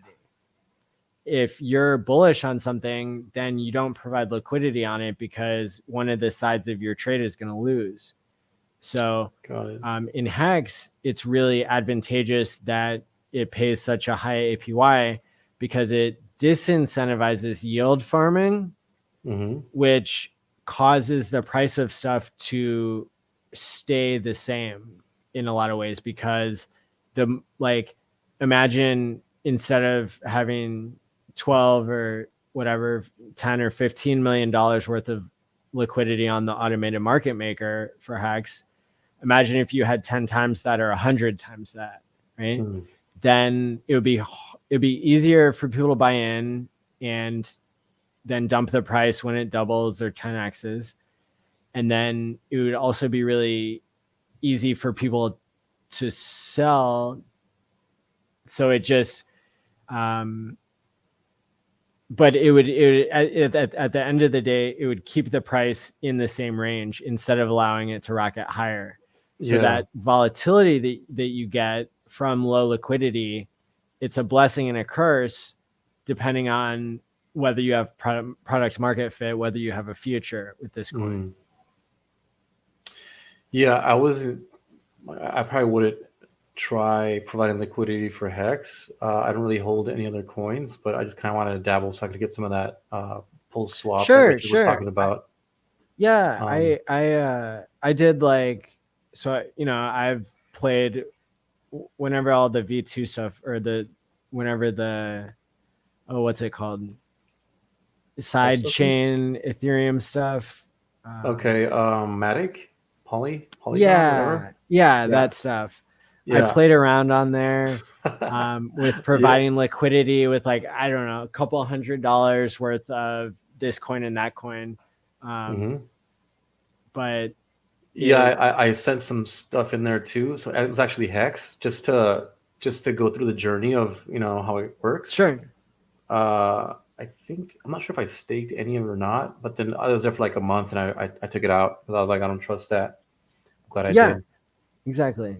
Yeah, that's an example of providing liquidity is what people can do on those side chains. So anyway, I think that there's still things that I want to learn about how liquidity works in economics and human psychology and free markets and stuff. And that's why I'm really excited about PulseChain, because we will get to see how it works and get proof. But for now, it's just enough to realize how little people understand it is just so bullish. Because what I think is going to happen is that people are going to see, Richard's going to prove how it works, and then that's going to suck all the value off the Ethereum chain, and then it's going to create this quote unquote black hole that sucks all the value of everything almost into because even today, right? Richard did a live stream today again on Kryptosparbach with his meetup wherever that was, and I don't know where it is. He's moving around quite a bit. He was in Paris the other day. Today, I think maybe Amsterdam today or somewhere. Maybe that was yesterday. The point is that somebody asked him the question that basically Gary Funding Jim asked before, which is, what if the main liquidity pair for P-Hex was Pulse? I was just going to ask about Pulse. They would pump each other. Yeah. Basically. Okay. How so? And Richard was like, oh, I haven't thought of that. That's really, really smart. Having Pulse, the main liquidity pair, instead of USDC. for Hex. For PX, yeah, or which is supposed to be called Hex. Hex. Yeah, that's interesting. So instead of a stable coin, it'd be, because both assets would be fluctuating though, right? Would it be harder to So when keep track of where you're at? Well, when I'm going to call PHEX, when PHEX pumps, that would pump Pulse. And then when Pulse pumps, that would pump, just like most things have their liquidity pairs with Bitcoin and ETH. And so when Bitcoin goes up, the price of all the alts go up. Got it. But then they'd be correlated if for whatever reason there would be a sell off for one, it would kind of bring the other with it. No, to go with that definition, they would move together. Yeah, they would move together. But is remember, that a good thing or a bad thing? I'm wondering. Do you want them? It's a good decorrelated, thing, I think, or especially in the beginning of Pulse. As Richard said, it's something that those of us in the in the game theory space need to be thinking about and explaining in public and private. Of course. No, I'm just wondering if that would be a good thing or a bad thing. Maybe I think. Let's think about it. I honestly see a good thing, because like if an asset at launch, I mean, there's usually sometimes a dip, but then the price discovery that it goes through in the beginning, early stage of its life, it's like a bonding curve, I guess. It's just like really drastic, and then it kind of flattens off over time. So if you couple Hex or PHEX with Pulse while it's going through its price discovery, it might be really bullish for Hex or PHEX, because it'll just it'll rise all ships attached to it. But in the bear situation, if there ever is one for Hex, it would also bring down the other asset, which would be Pulse. Maybe, I don't know. I think, now does that depend on which one has like a bigger, I don't want to say market cap, but I do. So like, let's take a small coin, right? Like it'll move with Ethereum, but if that coin dumps, then it won't dump Ethereum itself. So I think it depends on the ratio. Yeah, maybe. And the like total supply that's held. So maybe like the initial, I wonder if the initial price plays a role. But then maybe it comes down to where the bridge actually happens, what the liquidity is there. Because remember, at the end of the day, like, even if you have, shitcoin A that ties its liquidity to Ethereum, like we still denominate that as a unit of account in dollars. So, if they print double the dollars, then we're getting this we're getting a multiple effect, compound effect relative to the US dollar. Yeah, just in the entire fraction, because it's a compound fraction. So it's just like with when people trade Forex, foreign exchange, you can trade like the dollar against the euro against the yen, and then it moves as a function of all those. So I think at the end of the day, it comes down to like the value and liquidity at the bridge, as well as in, let's say, the price discovery and the ratio of like PHEX to Pulse price, which serves as a function of the liquidity as well, right? Because they're being bonded by their ratio and demand and price. You're talking about the bridge, right? So there's going to be like a smart contract that you deposit to either go to Ethereum or Pulse. So those are going to be like sort of pools inside of a contract. I'm not sure how the bridge is working. My understanding of bridges is pretty limited, but I think there's a contract in either network that communicates to one. Yeah, I think that there's a pool, and you're saying that's going to depending on the liquidity in these contracts or these pools on the bridge, it's going to affect the price? Is that? I mean, so I'm just going to say publicly that I'm not up to speed on the secret game theory chat. Like, I've not read it all. So I'm not like giving away anything that anybody else has thought of. So I just want to state that publicly, that like there is a confidentiality thing in there, more or less. But like, because I haven't read it all, I can just say anything I think of, and it's it's not going to be breaking that. So, because we might very well like come to the same conclusions that others have, and that's a good thing, right? That's, but so the interesting thing about the question that you're asking, I think, is you can have your main bridge, but then what about all the side bridges too, right? So, I guess like the only disadvantage, I think at the end of the day, because I was just going to say like, well, what if we're like giving away too much? But I think at the end of the day, the Pulse team is like so far ahead of everybody else in the market that like, even if people did suddenly understand liquidity, they wouldn't be able to replicate the community, which is layer 0, which is getting stronger and stronger hands, et cetera, et cetera. So anyway, Richard hinted at one point that if, and I think it was on like maybe BitBoy's show, or there was a week where he did BitBoy 2 Fridays in a row in a different show. He did Ivan on Tech. It was Ivan on Tech stream. Most recent, which was now 2-3 months ago, where Richard, he like couldn't help himself. And he's like, I shouldn't say this, but I'm going to say it. And he was flexing his knowledge. And he was like, if we wanted to not play fair with Ethereum, we could create many bridges.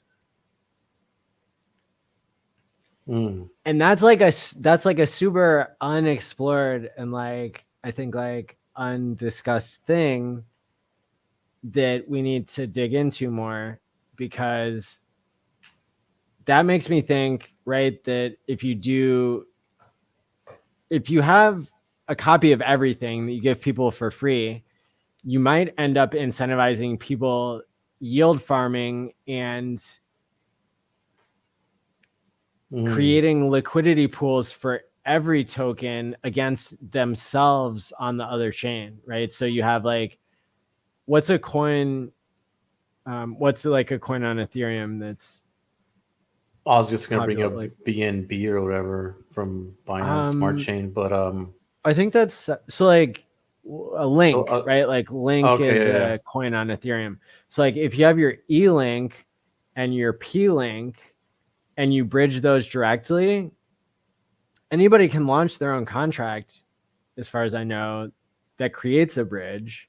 And so if you bond those two things, I think what Richard was implying is that the faster network ends up with an unfair advantage. So getting the value from one chain, Pulse. And that's what I mean when I say like sucking all the value out of Ethereum.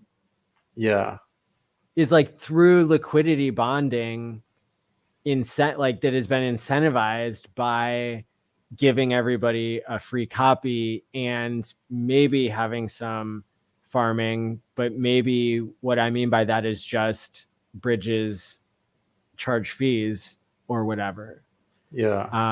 Or even if they don't charge fees, you're still having your main bridge or your side bridges that are going to create a disadvantage for the slower, more expensive chain.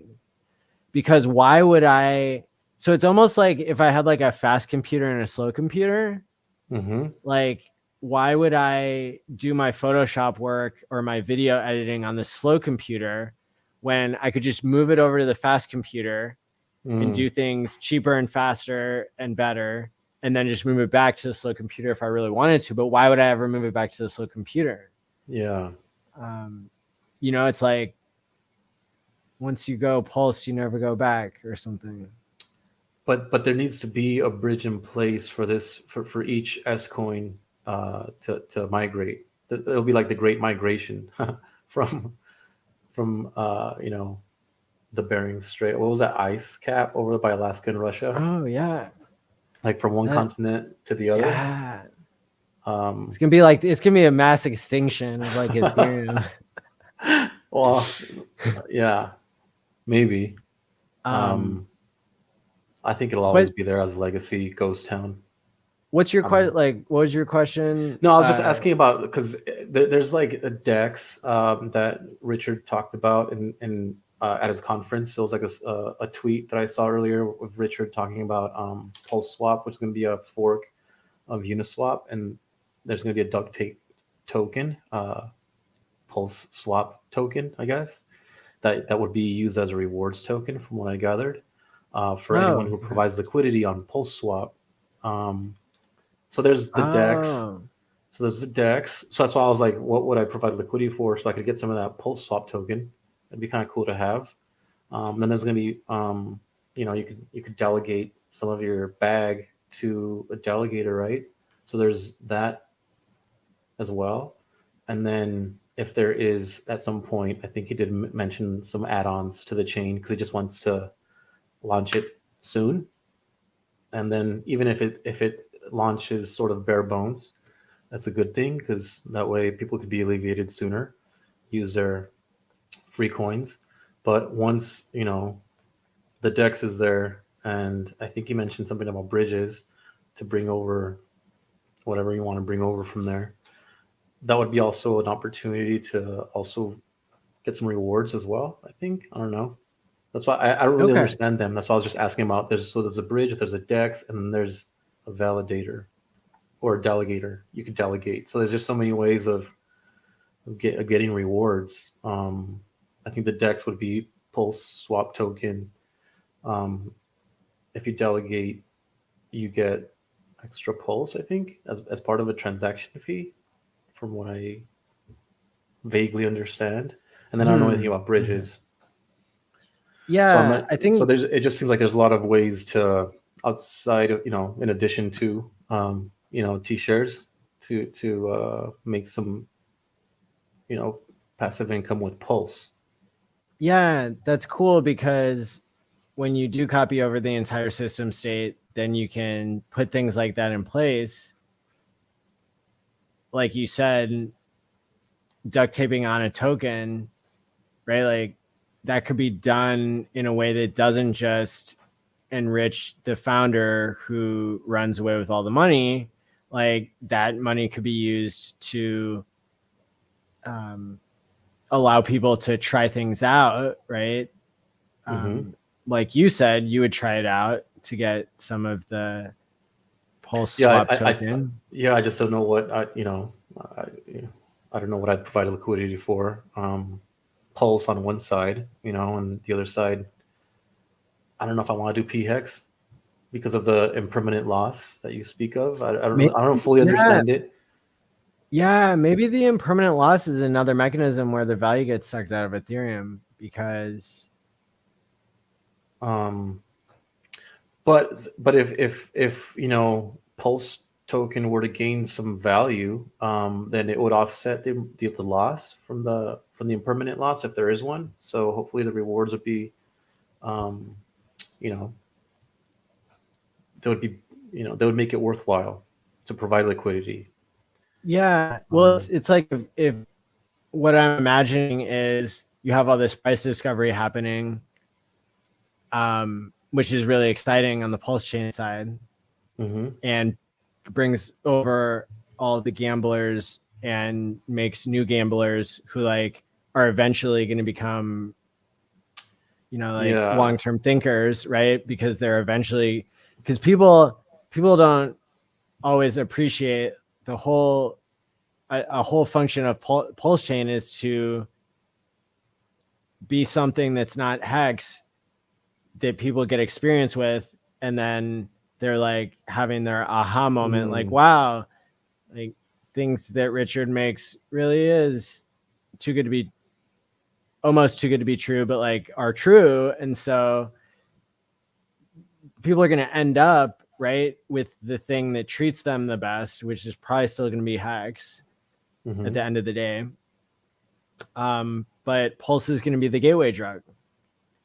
And yeah, so it's really interesting, like what we're talking about here with, what did I just say? The thing that's going to suck, that's going to also suck value is the impermanent loss. So if everybody's dumping on the Ethereum side, even for a moment, then that affects the liquidity too, right? And there might be some ways that the team, that I can't think of, or that could be thought of, right, that really give the right advantages to the right tokens and really kind of sets the stage for, again, like manipulating the market in like an altruistic or a positive way. What that's called in the legacy market, that's called market making. And it's corrupt, and to the point where even experts don't even understand how liquidity works, and gives us a chance to maybe teach them, right? Or gives, the ecosystem like a space. If the Uniswap duct tape token, like if the founder didn't, sell $1 billion worth or 100 million or whatever it was, like, like how could that have been used, to the ecosystem's benefit, right? Like if MetaMask didn't suck so much, like how could that onboard people, right? Like there are all these different layers. But I think it's really interesting, something Richard said at the first Hex conference. He said, do you think at 352x, do you think it should have been better? And he was implying that like it shouldn't have it, like you need to leave meat on the bone for the next guy.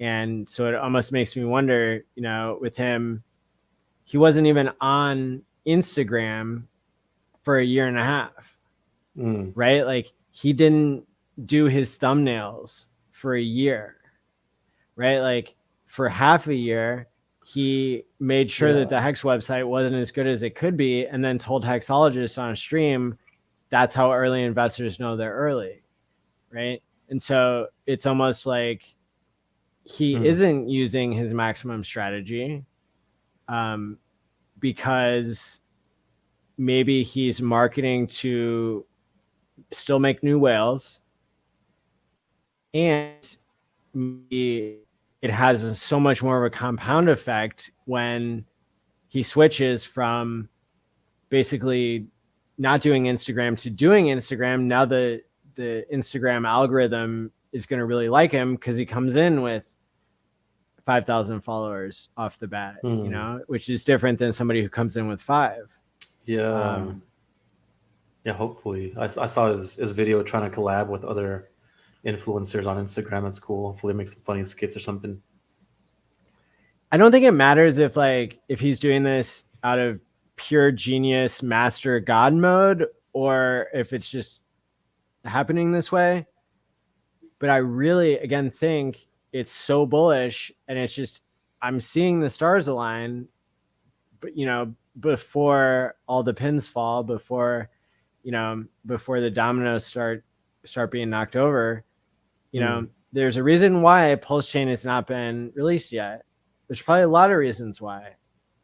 It's probably allowing people to practice waiting. It's probably continuing to attract new people to Hex. It's probably allowing more things to be built that are going to give the user a better experience and create the ecosystem that we deserve, right? And look at how the community is building. Look at the outbound messaging. Look at, just the quality of the streams and the conversations that we're having. It's all growing in a way that will, at the end of the day or at the end of, the year, probably serve us all better. that PulseChain wasn't launched too early.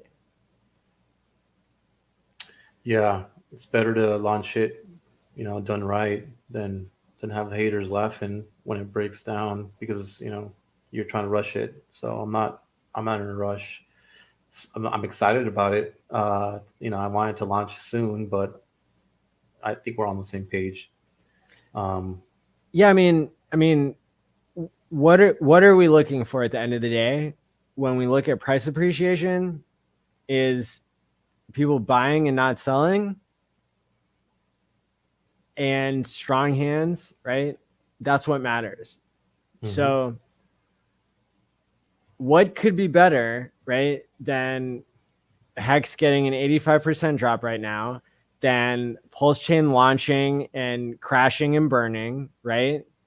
Because that just creates more opportunity for the patient people and for the true believers. So when you think about what is a blockchain and like, what are we really doing here? Are we, are we playing a game where the number only goes up and there's no opportunity for anybody to get in, and like we all know what's going to happen ahead of time? Like, no, surprises are in the game. Like, tests are in the game.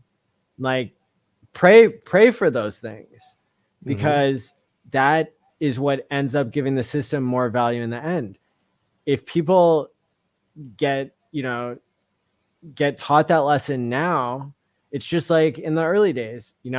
If you are Johnny Chaos and you were trading the 1 Satoshi for 2 Satoshi game, right? You learned your lesson and you're better off for it, learning that early. And so we're still early now. So if people are buying Hex at 50 cents and then it's dropping down to 5 cents and then it's going to $5, maybe you're going to learn your lesson and maybe you're going to stock up before it goes to $5,000. Right? Yeah. Those are crazy numbers, but yeah. I can't wait to be at $5,000 Hex. That's crazy. Well, you have to wait, right? Yeah, of course. No choice. But it'll be a good time. Get that Delorean over here. I want to jump in and go to the features. Again, like, if the system doesn't get tested, then it's going to take longer to get there, right? Because you have to shake out the weak hands. You have to make the hands stronger. And there's a really easy way to do that, which is people staking. And then there's the difficult way to do that, which is people trading. And I think, again, it comes down to our belief in the system, our understanding of what's possible. Bitcoin is so poorly designed, and it did a 6.5 million X. Like, Hex is pre-viral, and it did a 10,000 X. Like, that right there should be enough. But then we get into the sudden wealth syndrome. Then we get into the psychology. Another part of sudden wealth syndrome is we don't feel like we deserve the gains, right? Because we didn't put all the sweat into it that we did everything else in our life, right? And so that causes us to self-sabotage. That causes us to want to trade, to want to overcomplicate something, which can be good and bad, right? Like, there are ways that we, I think, over-explain when we're onboarding because we want like to earn it, like we want to understand it better ourselves. Like, we want other people to see how deep the rabbit hole goes, but then that gives a lot of people information overload. Yeah, that's hilarious. Over explaining when you're onboarding. I realized I was doing that because I wanted them to see, the landscape, I guess, and it took, some patience. and I'm sure I was overloading my onboards, my earlier onboards with that. A lot of them just wanted to know, where do I go, where do I click, what do I download, kind of thing. And I just didn't want to half-ass onboard them, Of and course. then them wreck themselves later. So obviously there's Have you balance. I'm still fine tuning that. So have you ever tried T-Share app? T-Share app? No. So I solved this problem, Okay. and then didn't put all my energy into promoting it because, for whatever reason. But if people go to tshare.app or tshare.io, it's a little bit. I probably should have called it tshare.io because you don't download it from the app store. It's just a Okay. web-based That was front my end. first. That was my first thought. Oh, let me Yeah. download that. Okay. So Yeah. So maybe we need to rebrand to tshare.io. So you go there and, I could probably do a demonstration now. That'd be really cool. do it. Do it. Yeah. Let me fire things up here and we'll see.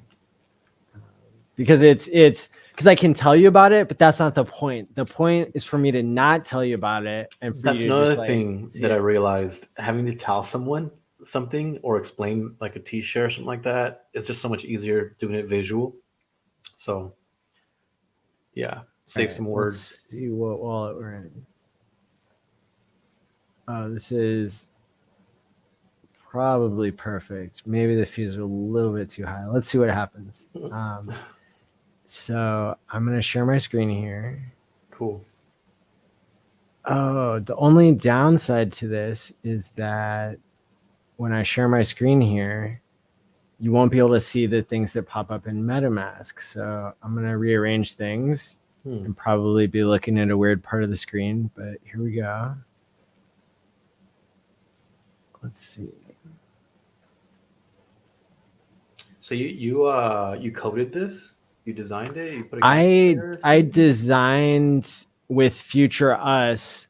I designed how it would work in the concept and down to like most of the graphics. But he actually coded it, which is amazing because that's he's a brilliant, knows every line of the Hex contract well enough to be able to program and to have something. This is so beautiful because it operates completely in MetaMask as just a website like go.hex.com does, except it's smarter than go.hex.com. So it's gonna so we'll be able to see here. So I'm gonna go to tshare.io and it's going to take me to a screen that looks like this when I hit start over. Okay. Actually, what it's doing here, what it did is it knows that I already have MetaMask. Okay. And I'm already connected. I need to disconnect so we can show it. This isn't your actual MetaMask, is it?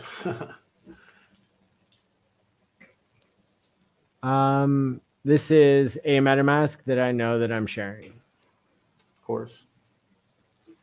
So if you don't have MetaMask and you go to tshare.app or tshare.io, it will take you there to download it without taking you to the wrong place.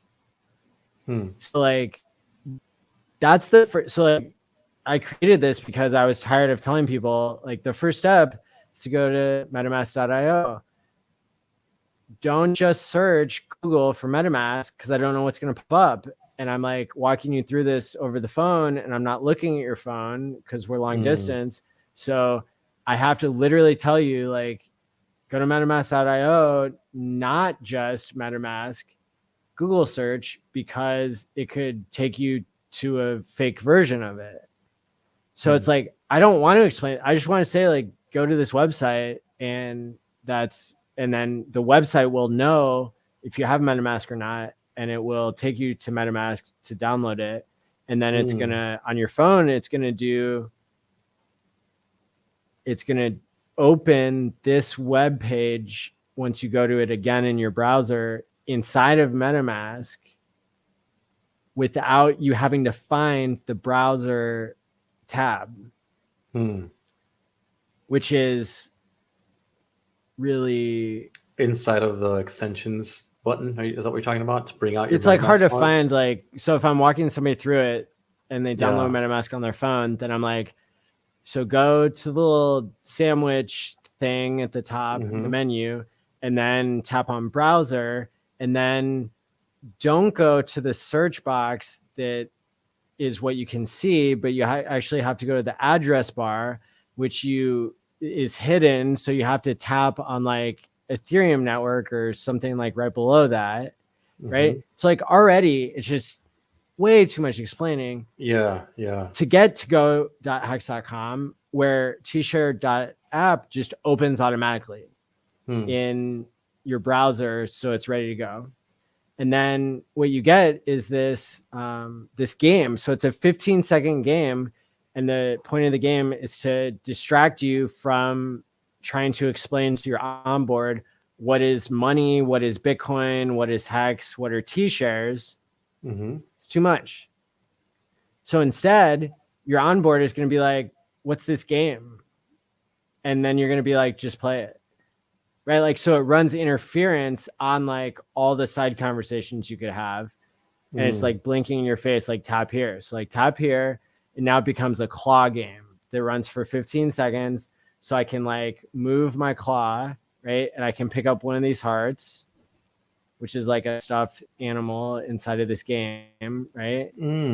Oops, I went over that one. So it only goes up and to the right like Hex does.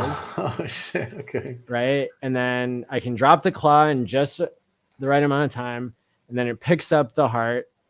Now, what does this mean? Who knows, right? I know what this means. You want a fluffy What we heart. just did is we allowed the person to choose a 5, 10, or 15-year stake without showing them any numbers and without confusing them or overloading them. Like, and this is the actual ratio, because we ran into a problem where when you look at how many T-shares you get for a 10-year stake, it's the same as a 15-year stake. So that leads the person to misunderstand that staking for 15 years isn't better. But we realized that the reason why staking for 15 years is better is because you're getting today's T-share price. You don't have to buy in higher, right? And so we came up with this idea of T-share years. Do you want your money printer to be printing lots of hex for 15 years or for 10 years? And that's where the compound interest comes in. And that's where it becomes like the most powerful effect is from compound interest. And so these numbers are actually what's guaranteed by the longer pays better times the amount of time you're holding on to that. And so like those are the actual ratios of what you're getting in terms of your money printer. So we just convert it into points. And so it's like, do you want, small, medium, or large size heart? Well, you already chose without looking at these numbers. If you chose the smallest one, now you could go back to the game and you can redo it. And, you can choose a different one. Let's say I didn't want to stake for so long, even though I don't know what I'm doing yet, right? Like, so I can go to a different heart and then it's going to change up which one I have. And then I can say Really keep cool. prize. And then, okay, here's something really cool. I don't know if people can see it. Yeah. It knows I have ETH in my wallet. Acquired ETH. Want a fluffy heart. Fun. So if I didn't have ETH in my wallet, it would take me to buy ETH inside of MetaMask. Really? Yeah. That's pretty cool. So it You takes can you use to Apple Pay Mhm. sometimes if your bank allows you. And so literally there was one time I was testing it and I went from, nothing to, I went from money in my bank account to T-shares in like a minute and a half. It was like really wild. So that is possible. That's really cool how you gamified the whole experience, because it could be like pulling teeth sometimes. It can be kind of frustrating. And so it's telling me here like how much ETH to leave. So I can swap ETH for Hex. It pops up in MetaMask with ethhex.com. So we're not sending people to a million places. You're only going to this one place. And then in this case, I have too many wallets connected to this because I've tested it too many times. So it's actually not taking me to the right thing. I'm going to switch my wallet and then we'll be able to do the demonstration. Cool. But the idea is that none of this needs to be explained because the wall, like the DApp or the front end, is guiding you through it just like we would if we were, if we were doing it over the phone with somebody. Yeah. I'm gonna find an account here that has some Hex and ETH in it. Here we go. So it's like an onboarding hub. Oh yeah. It's like all you need is like just text somebody like tshare.io. And the original concept was to like send them your 1 minute like testimonial. And then or you could just tell somebody like, hey, I did well on Hex, like I don't want to explain it, but put $200 in, like go to this website, and then they can do it, and that's it. And they're not getting stuck with the information overload, and they're not like waiting for a smart wallet. And then sure, they only have $200 worth, but when that 200 turns into 2,000, now they're going to come back and pay attention and get a ledger and like do all the stuff, right? And so that's pretty cool. I'm going to connect this account, and then I'm going to go back. So let's pretend I'm somebody who already has Hex and ETH, and I'm sharing my screen again. So I come to this front end, and I've done this where like this is such a fun front end. Like I used to do this all the time when like gas fees were low. And then I can go up and to the right, and I can go to my 15-year. Let's see. Okay. You can't actually mess this up and have to like redo it. Really? Okay. Yeah. It's a game you can lose, which makes it more interesting. Then I'm going to hit keep prize. Now I have Hex, I have ETH, I hit mint prize. It pops up in MetaMask. Dang, you can't see it. All right, let me share my screen different. This is the best part.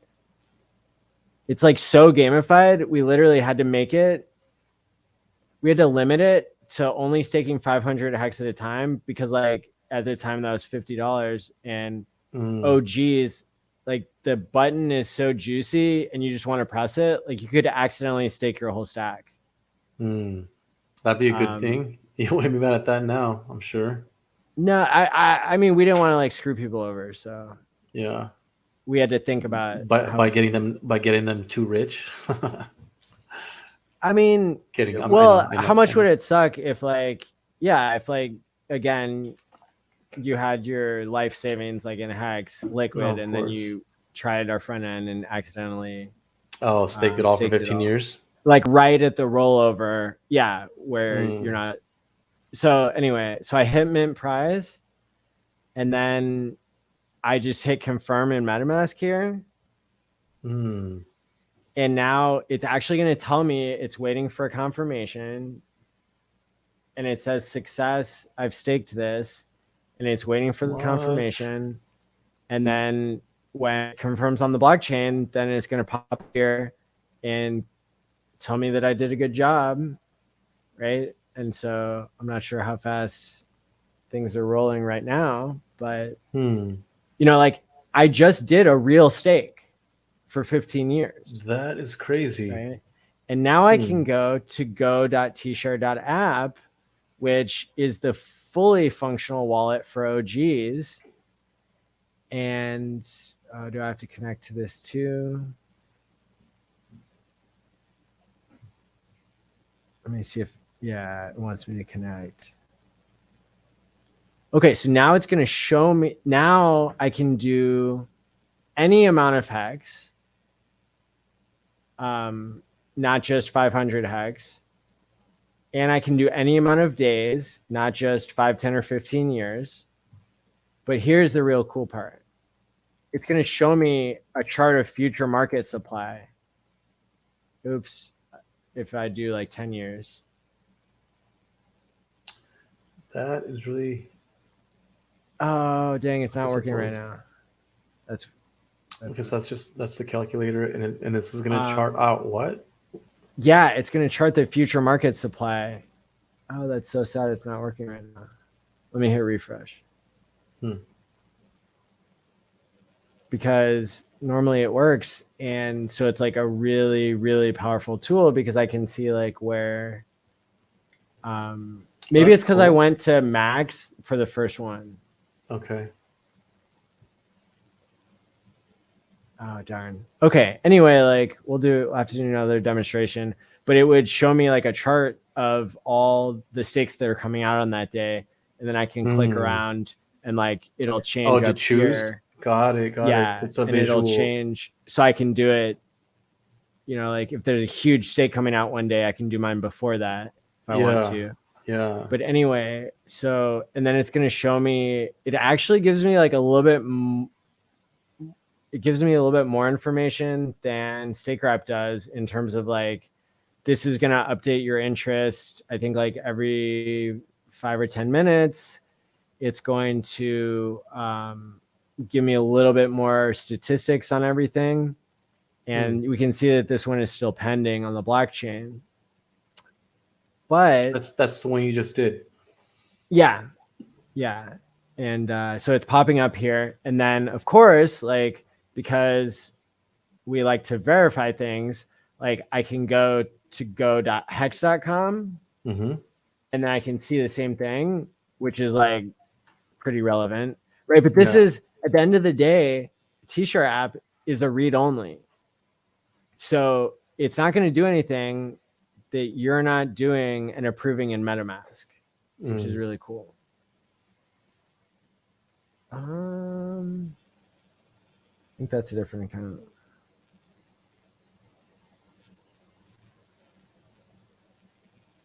There we go.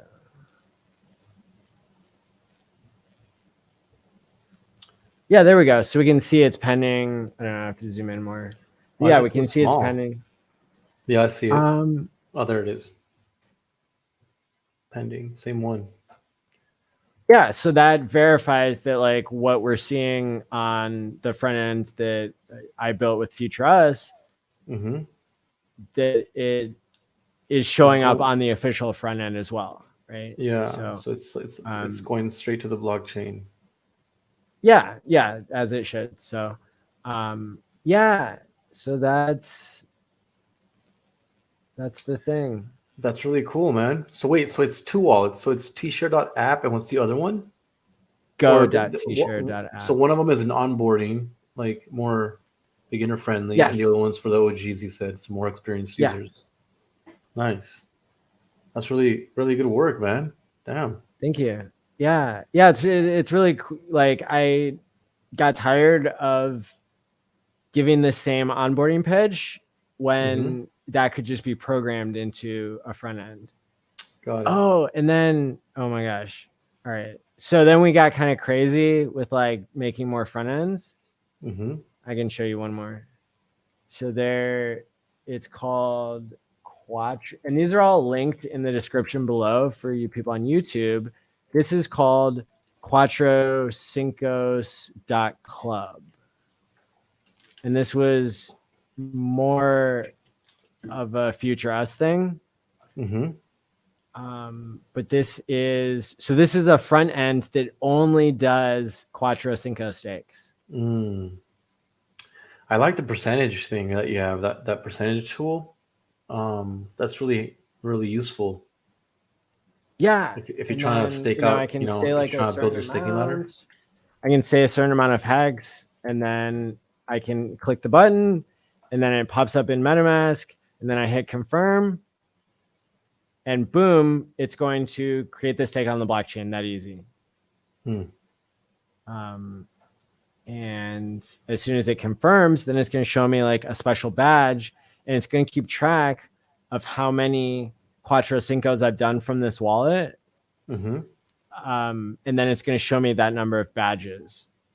So confirmed, yay! And then it's going to show me the badge. Nice.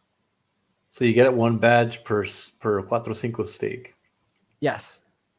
That's cool. Yeah. You could put them on get like a dope Letterman jacket, but your badges on there. Correct. Yeah, that's cool. So you just did another 555 stake. Don't forget about that account. It'll be worth a lot of money. The blockchain is, like I'm gonna be able to go back and look, yeah, track everything down. But yeah, I mean, I've got 15 years to remember, right? Of course. I'm gonna check that out because it just makes it more so much more fun. I can tell my little sister to go look at it. It's fun. It is. So, yeah, but again, like to bring it back to Sun-Well syndrome, right? Like onboarding and putting your time and energy into helping others become suddenly wealthy and financially free and everything, like that's been really meaningful work for me. And that's something I recommend to the community to do, even in like very small ways, right? Like if you come in and you hit like and subscribe on the YouTube channel, right? That is creating value because it's telling the algorithm to send it to more people. And that's what we see, is we see that there's way more people who watch the stream than are even subscribed, but the subscribers that we have are super engaged. So out of 4,500 YouTube subscribers, if I do a really like engaging survey question, we're getting 1,200 people answering that survey. That's a lot of people. Those numbers are off the chart for like the fact that like I'm certain over a quarter of our viewers are millionaires from Hex, and many multi-millionaires. And so these aren't like paid views. It's not a channel where Pomp has 250,000 subs, but some of his videos only have 10K views, right? We're getting 10K views on some. So that just really speaks to how Hex is creating people who are staking not only their money, but their attention. And so they're going to stick around and create cool things. And we're going to get not only a network effect of onboarding and price appreciation, but of the brilliance of the community, the altruism of the community. And that's why these front ends that I created don't take any fee, because it's my gift to the community. I don't need to be a middleman. I'm trying to get rid of middlemen. Yeah. Right? Yeah. Why not? Well, thank you for this beautiful tool that you've created. My pleasure. It's really fun, and shout out to Future Us, who did a lot of like all of the backbreaking coding for that. And like for all of you watching, if there are any programmers out there, like please reach out to me, because there are like way cooler things that I want to create. But I don't have time to teach myself the coding, and I know that there are a lot of coders out there. Got it. Yeah, that's a good idea. I was actually trying to learn well, trying to go through a course, if I put it that way, on just to not necessarily to code myself, but just to at least be able to read it or understand it. I'd be, it's been a goal of mine for a while. So I finally Oh, watched that's a few another videos. thing that you messaged me was you would like to know how to create things on PulseChain. Yeah, I'd love to, get more involved as far as, developing something. I don't know what there is to be developed. It seems like everything's taken care of, but I just want to be more proactive. And I'd like to, I don't know, it'd be kind of cool just to be able to say that I founded something. Oh yeah. To say that I'm a founder of a thing is fucking Yes. pretty badass. So Yeah, and something that's good I for don't know. people, right? Like For sure. that's Yeah, yeah, even yeah. better. Yeah. And But I don't know what there is. Well, I don't know what void there is to fill if there is one, and to do it in a way that's not necessarily me being a middleman, but maybe something that could help others as well. Like I don't know what that would be, or if there is anything. But oh, if there's not, a if lot. not, I think yeah, if not directly built on Pulse, then just maybe supplementing it or supporting it and somehow, whether it's I don't know what, but I'd like to do well, something. and you're off to a good start, right? Because you're asking the right questions, right? And you're coming on stream. Yeah, And, right now what you're doing is you're building community and social capital. And that is what it takes to of course. implement an idea and to work as a team. Mm-hmm.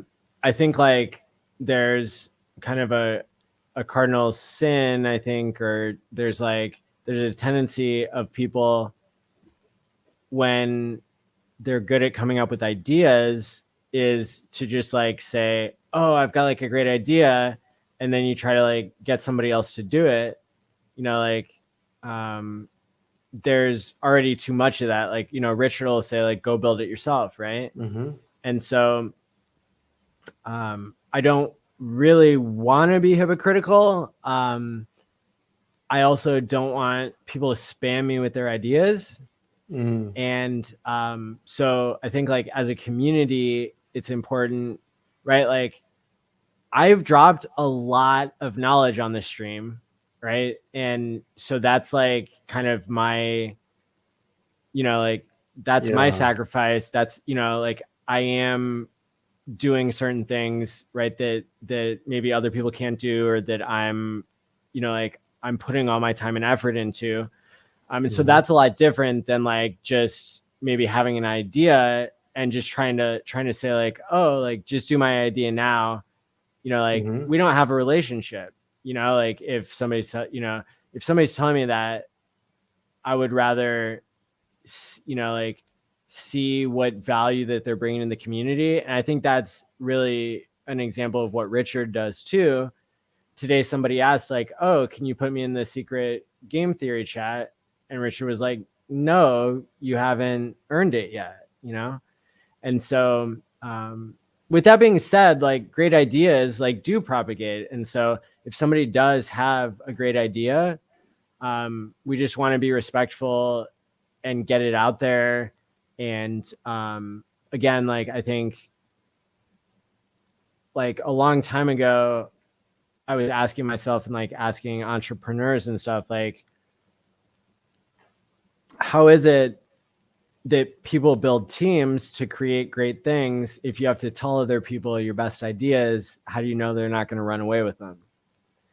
Like, luckily in Hex, maybe we don't have to worry about that as much, really, because at least for OGs,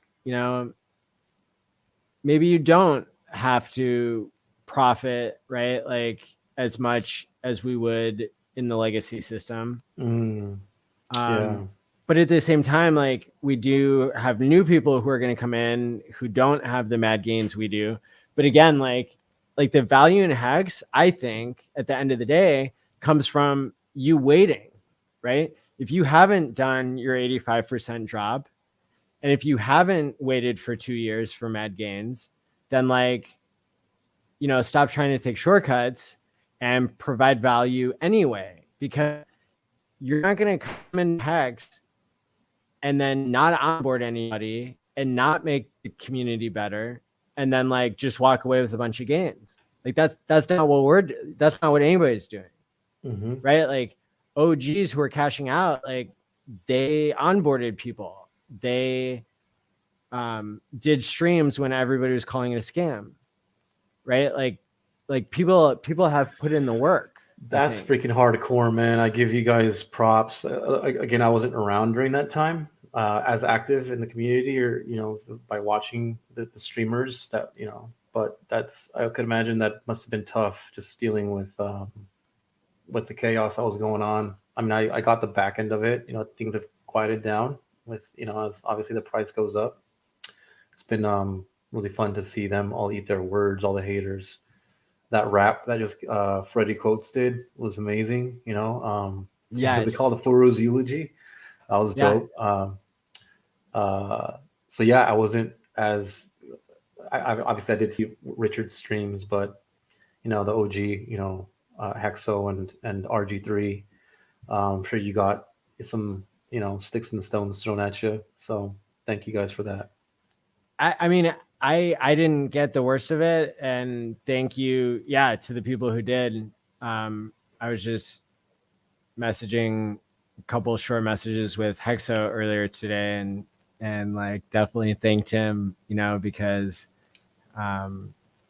because there are a lot of streamers, who were in from the very beginning who sacrificed in ways even people who came in, relatively shortly thereafter did not. Mm-hmm. And so, so again, like the message I'm taking away from that is just that people who come in with short-term thinking, like that's okay, because they haven't yet gotten to that point where they're learning what Hex really is, right? Mm-hmm. Which is proof of weight, which is allowing people to monetize delaying gratification. But people are thinking at this point, that they're just coming in and seeing OGs balling out and Hex flexing, right? And like thinking that that's something that happens instantly, right? Mm-hmm. And it's not. And so that applies to people putting in their time and effort. And like, so I did a survey that asked like, how many people have you onboarded? And 51% said 4 or more, which was the highest answer. I mean, that's more viral than like most viruses. So damn. Yeah. The way that, and so like, I'm to the point where when I see people, like complaining about the price doing a 20% dip, it's really hard for me to not go off on them and be like, how many people are you onboarding right now? Because that's what makes the price go up. Yeah. It's people buying and not selling. Mm-hmm. Yeah, that's a good so the good news is that like, whether you have Sunwell syndrome or you don't, the way to be better off is to onboard people. And you can do that with tshare.io. You can do that with staker.app, right? You can do that with go.hex.com. Any of the front ends are designed, and the community, I think in general, is designed to help educate people. But kind of how we got off into this thread is how kind of what some of the pitfalls are of onboarding is over explaining, which I do even now that I have tools to not do that, right? Like, and so Richard said, ideas take a while to propagate. And I think that's, again, even if we've seen Hex do a 10,000x, it's easy as humans to like want to see it go higher much faster than it really should, instead of like taking a step back and saying like, oh, thank God it went from 50 cents to 40 cents. Like, I was getting kind of worried on the way up. I was just like, this thing it Really? needs to cool off. Yeah, I was just like, this isn't normal. And yeah, I was kind of, once we got to around 40 cents, I was like, what's going on? It's just like, it can't just keep, I don't know. I was getting nervous. So finally, some of the steam was released. And now I think everyone's ready for the next round. Hopefully, and then in the coming days, I don't know. We can all hope, right? I have no clue. You know, Yeah, no, I neither do just, I. I go back to, you want the price to go up, onboard people. And Exactly. The if more you people you want, yeah, onboard, the sooner you get to experience what is it? SWS, sudden that's wealth right. syndrome. Sudden wealth syndrome or Another sudden first wealth strength. another first world problem. Once you get there. Yeah. Yeah. It's like I said at the beginning, it's almost like it's easy to think of it if you're on the outside as like very pretentious. Mm-hmm. But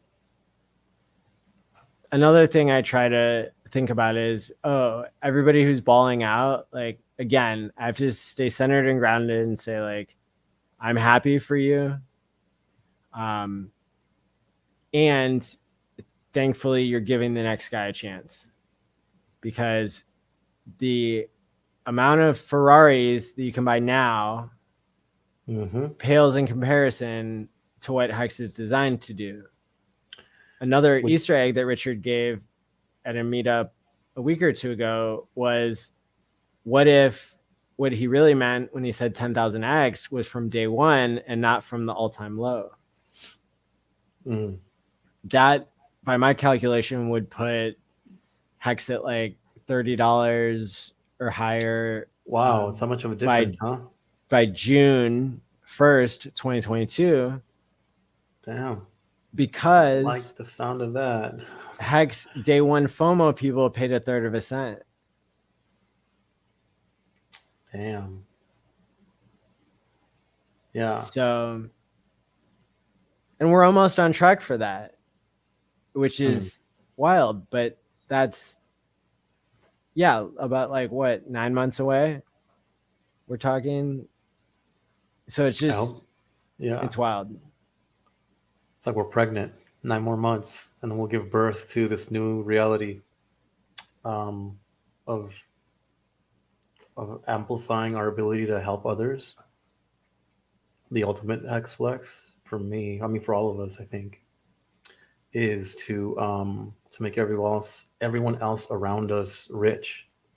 I was telling my brother early on, he was my first on board. We were just going for a run, and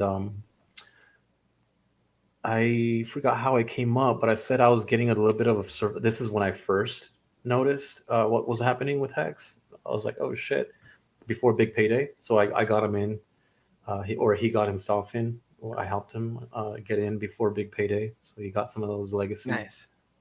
T-shares, Genesis T-shares, whatever they're called. But I was telling him something about survivor's guilt. Like, I didn't want to be the only one in my circle of influence to experience these gains selfishly. Absolutely. So for me, it's always about, raising everyone else around me for selfish reasons too. Cause everyone would be coming up to me and be like, yo, Kanaya, I need a little help with this. And I wouldn't say no, but it's just better if you could just teach them how to fish their own fish instead of absolutely me giving them fish here and there. Yes. Yeah. Absolutely. Yeah. So not leaving people behind. That's another major reason to onboard. And I think for me, I've experienced almost like an onboarding fatigue to where I know, and I say on the show, yeah, we're still early, but I still regret not getting people in earlier in my personal life, no matter how early I got them in. Mm-hmm. But that quickly gets resolved, right, at the next 10x. And so it's important for us to remember that we are still early. It seems by the evidence that the price has gone parabolic and we're pre-viral. Damn, I can't. Yeah. So but then we run into this mental barrier of like, wait, so turtles are going to be millionaires and squids are going to be billionaires, and wait, that doesn't add up, right? That's crazy. But I think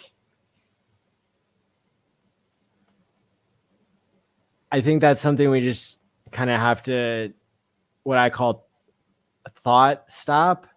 So you just don't like, it's okay to marvel at like the 6.5 million X the Bitcoin did, and then realize that Hex is designed better, because imagine all those people not selling. Imagine the world continues to have exponential rate of technological improvement to where there is abundance for all in 15 or 30 years, especially if all humans are cooperating, paying their future selves, like, not having all the symptoms of cheap money in the hands of psychopaths. Like, it really, I think there's so much value locked up in the legacy system that's just begging, right, to be digitized. Yeah. The value of all the Hex in the world, could be 15 times the GDP of the world. Like, that would make sense that you're monitoring, like, the best money wins. Like, that's what the dollar did, right? That's what every other currency, every other world reserve currency, like, got that, got that thing. Yeah, with such an opaque model too. Like, no one knows what happens. Everything on Hex is on chains. It'd be a lot more transparent, so it'd be harder to hide certain things. I mean, obviously, people will always find a way, but so yeah, I guess sudden wealth syndrome could be a good thing, because that's what we're all hoping to deliver to our onboards, right? That's what I'm hoping for, to see their faces when they encounter these other ways of looking at the world. Yeah. I mean, putting in $200 into Bitcoin when it was a penny, gave you what, hundreds of millions of dollars. So, and Hex is designed better. So that's like my goal with T-Chart app, with onboarding people personally, is just even getting this person $100 worth of Hex staked out.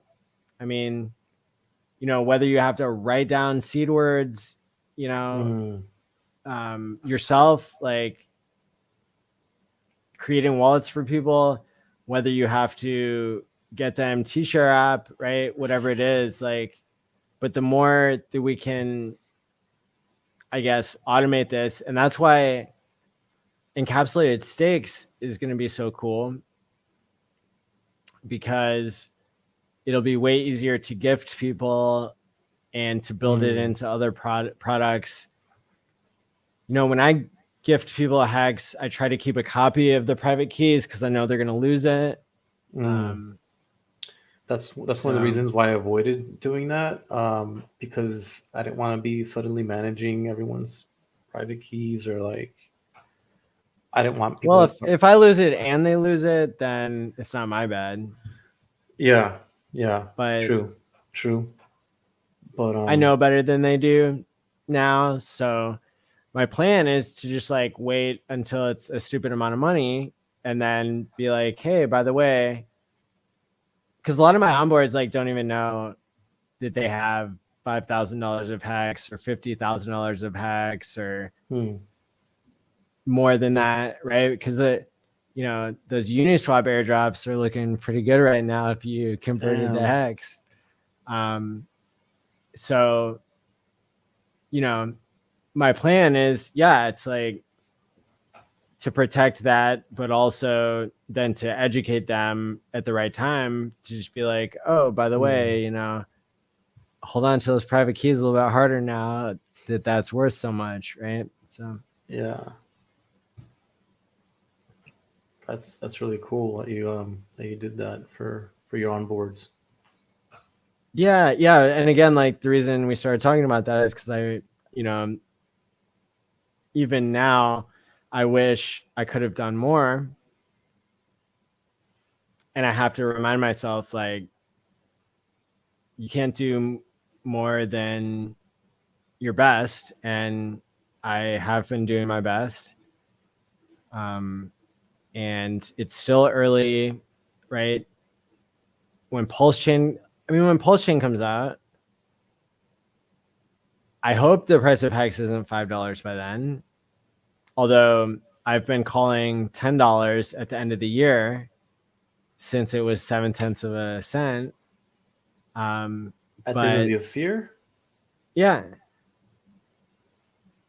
Yeah. Since it was 0.7 of a cent. So we're at 40 cents now, which damn, that would be it's just the random line. That's what the random line shows. Which maybe it won't be. Maybe like I think somebody was in the comments the other day saying like I wrecked them because it didn't double in like a month or something. But it's like, yeah, this isn't financial advice. Read the show notes. But that is like at the same time,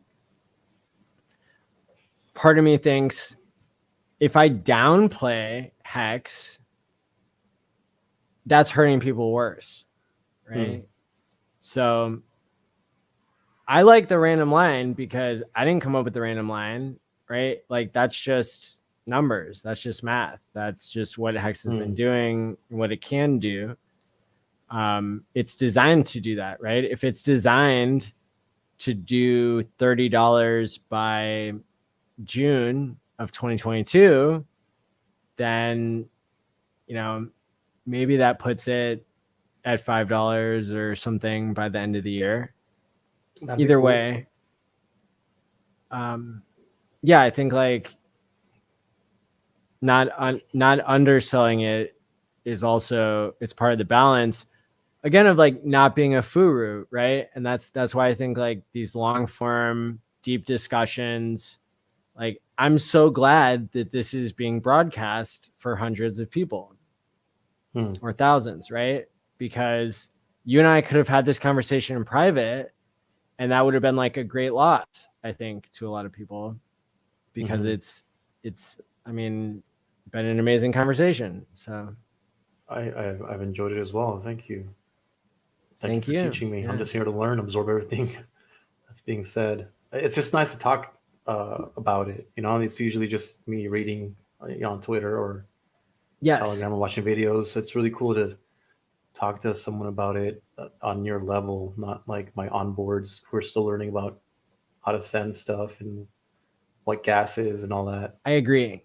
And so I am super appreciative of this too, because there were multiple years where I studied crypto and didn't have anybody to talk to about it who that was their thing. They were like listening to me rant on it because they loved me, not because they loved crypto. Yeah. And so to have so many people in the community now who I can talk to about crypto because they love crypto is like, that was missing before. And that's what the community really offers, I think. There will be many like great discoveries on this like cutting edge of financial science, like because we're all being so open, because we're having the conversations, because we're all like married for 15 years, right? Like there is a lot of good that can come out of our, mutual collective conscious. So yeah, I don't mind being married to this one. This is a good thing to be married to. Yeah. Right on.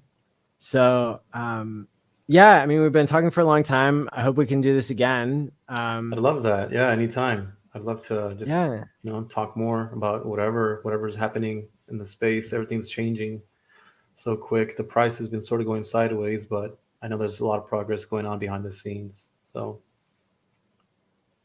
That's right. by the way, And was Richard right? So far, so good with his 55K. I mean, it's still too early to call for sure, but it's right there. So, what did he say?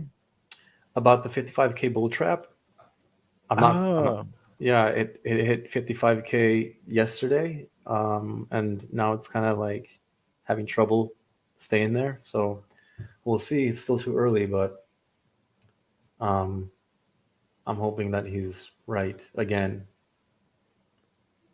I don't think that's an accident.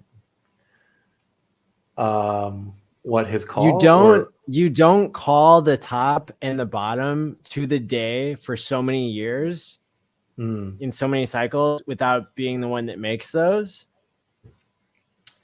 or just having like next level knowledge. Either way gives me super high confidence, right? that's hilarious. Because Yeah. he did say recently that he doesn't trade for tax purposes, Hmm.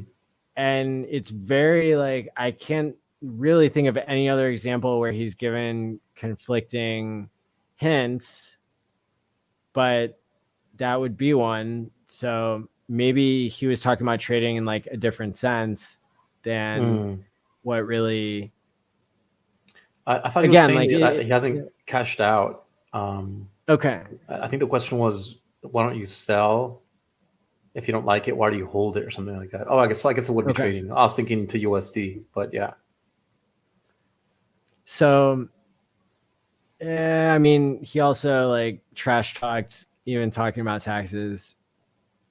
And I know there's a group in the community that has like a really brilliant solution to taxes that I does not require middlemen. really, Yeah.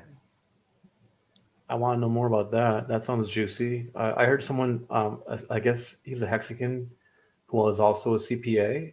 He was tweeting something about coming up with something to help all of us figure out, you know, what is a taxable event and what isn't. Sort of, like, do you get tax on appreciation for hex that is quote unquote burned while it's staked? I don't know.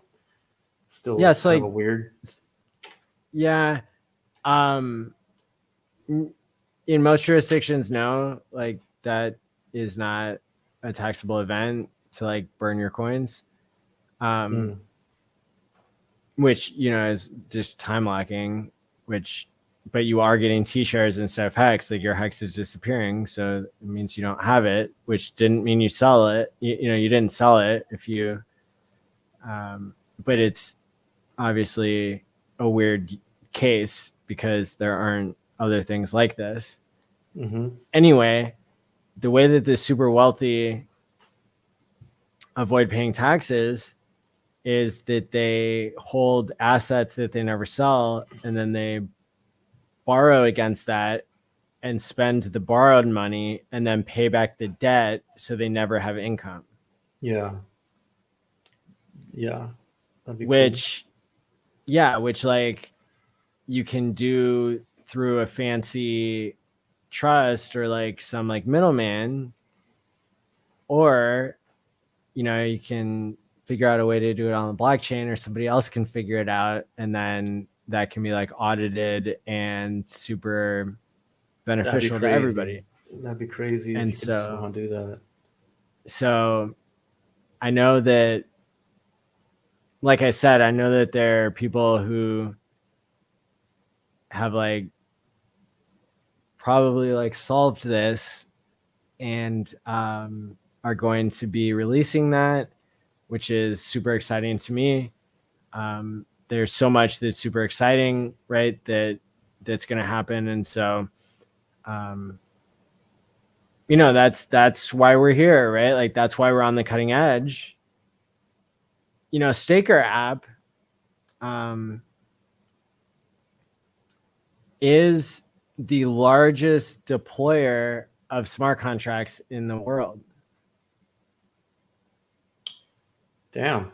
Um, Largest with deployer of Gnosis, smart with like contracts. Gnosis wallets, the smart wallets, smart smart contracts. Like they, with that technology, they are the number one in the world already. Even though Hex is so small, Hex is so on the cutting edge Wow. that we've deployed more Gnosis safes than anybody else. Think about it. There's a cost to doing that. And Hex has been accumulating so much value that people are able to gift each other, and StakeWrap is able to just like cover people's and wallet, like for so many hundreds of people now every day. Yeah. It's like, it's wild. So yeah, I mean, what we're talking about is like even more powerful than a Roth IRA in Hex, because with a Roth, you can't take it out until a certain age. But with borrowing against an asset that you don't sell, you never have income. So you can spend your money without paying any taxes on it. That sounds like the way to go for me. So Yeah. Like I tried doing, I tried setting up a trust, but at the end of the day, I got gatekept by Coinbase because they wanted all these forms that not everybody has to fill out or something. So I'm super pumped, to hear that there's a solution that's going to be on the blockchain, because that's where it's at. Yeah. I hate middlemen. I mean, that's what this is supposed to, be solving, right? Getting rid of intermediaries. Yes. It just didn't become that after a while, but we're getting back to that. That's good. Trying to, yeah. It blows my mind. I'm so excited. But again, this is what happens when you put everybody's incentives in the right place and you give people freedom who are already speaking truth to power and like following Richard and stuff like that. I mean, you create these amazing brain trusts that are just super aligned and super productive. So, I mean, a T-shirt app was like 4 weeks or something. I mean, it was from the very beginning to launching it when we did the Vegas meetup. And, there's so many other use cases, right? Like, so one idea that I had originally was you can make a front end that looks like a gambling machine, except all the money that you lose, you pay to your future self. That's cool. Wow. So you're the casino. I would like to see in that. this case. Yeah. Not only are you the bank, but you're also the casino, and the house always wins. Well, and the margins are like so high with like gambling machines in my state. You get like a third goes to the state, a third goes to the establishment, and a third goes to the gambler. Damn. And so it lets you go up a certain amount, but then you always give the money back and more. So really, another interesting aspect to that is that you could create the rules of the game to where like it tells you you're going up in value, but like you can't cash out, which is what they do in like real online casinos. And then it just waits until you're down and then stakes that.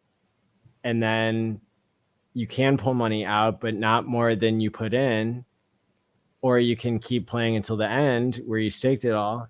And then literally you don't have to go on, like if you don't take a profit, right? Like T-shirt app, if you don't take a profit, it's not gambling. So you don't have to follow gambling laws. It's literally just staking Hex, but giving people a more interesting way to do it that makes sense to their brain.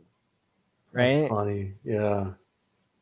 That's crazy. There's so many cool things that can be built, right? When we put our heads together and we, just like spend, like you can tell I've spent like probably a couple thousand hours or more, like thinking about Hex stuff, because it's just, it's because it becomes really obvious when we're all listening to every stream Richard did, when we're watching all the different shows that pop up on HexStreamers.com. So with that being said, like, I think we have a lot to look forward to, and I really enjoy these awesome conversations. And do you have any other final thoughts for today? I'm just looking forward to $5 to $10 Hex at the end of the year. That'll be really something to celebrate. A good way to say goodbye to 2021. And yeah, that's about it. Just looking forward to more conversations. If I could come back on the show sometime and say what's up. That would be amazing. Everybody hit the like and subscribe button now, and we're going to have Jerry Springer take us out. Perfect. Hey, Richard, Jerry Springer here. And I just heard from Maddie, and, I got to tell you, I see a lot of conflict and tribalism in the crypto space. The doorbell, I'll get it. Bitcoin, Ethereum brought you a third layer. Oh no, CZ is spamming Ethereum. Look, Richard, thank you for your YouTube show promoting mental health. The world desperately needs it, and trust me, I'm in a position to know. I happen to know, by the way, Richard, that you are a man of good character, and you might well say to me, well, how do I know you're of good character? I'll tell you how I know. I checked our records, and as I look at them here, let me see. Richard, you have never been on my show. And that, of course, is a sign of good character. You don't ever want to be on the show. Man, that would be awful. So good for you. Congratulations on your work. Keep it up. I hope 2021 turns out to be this wonderful year for you. And in the meantime, remember to take care of yourself and each other.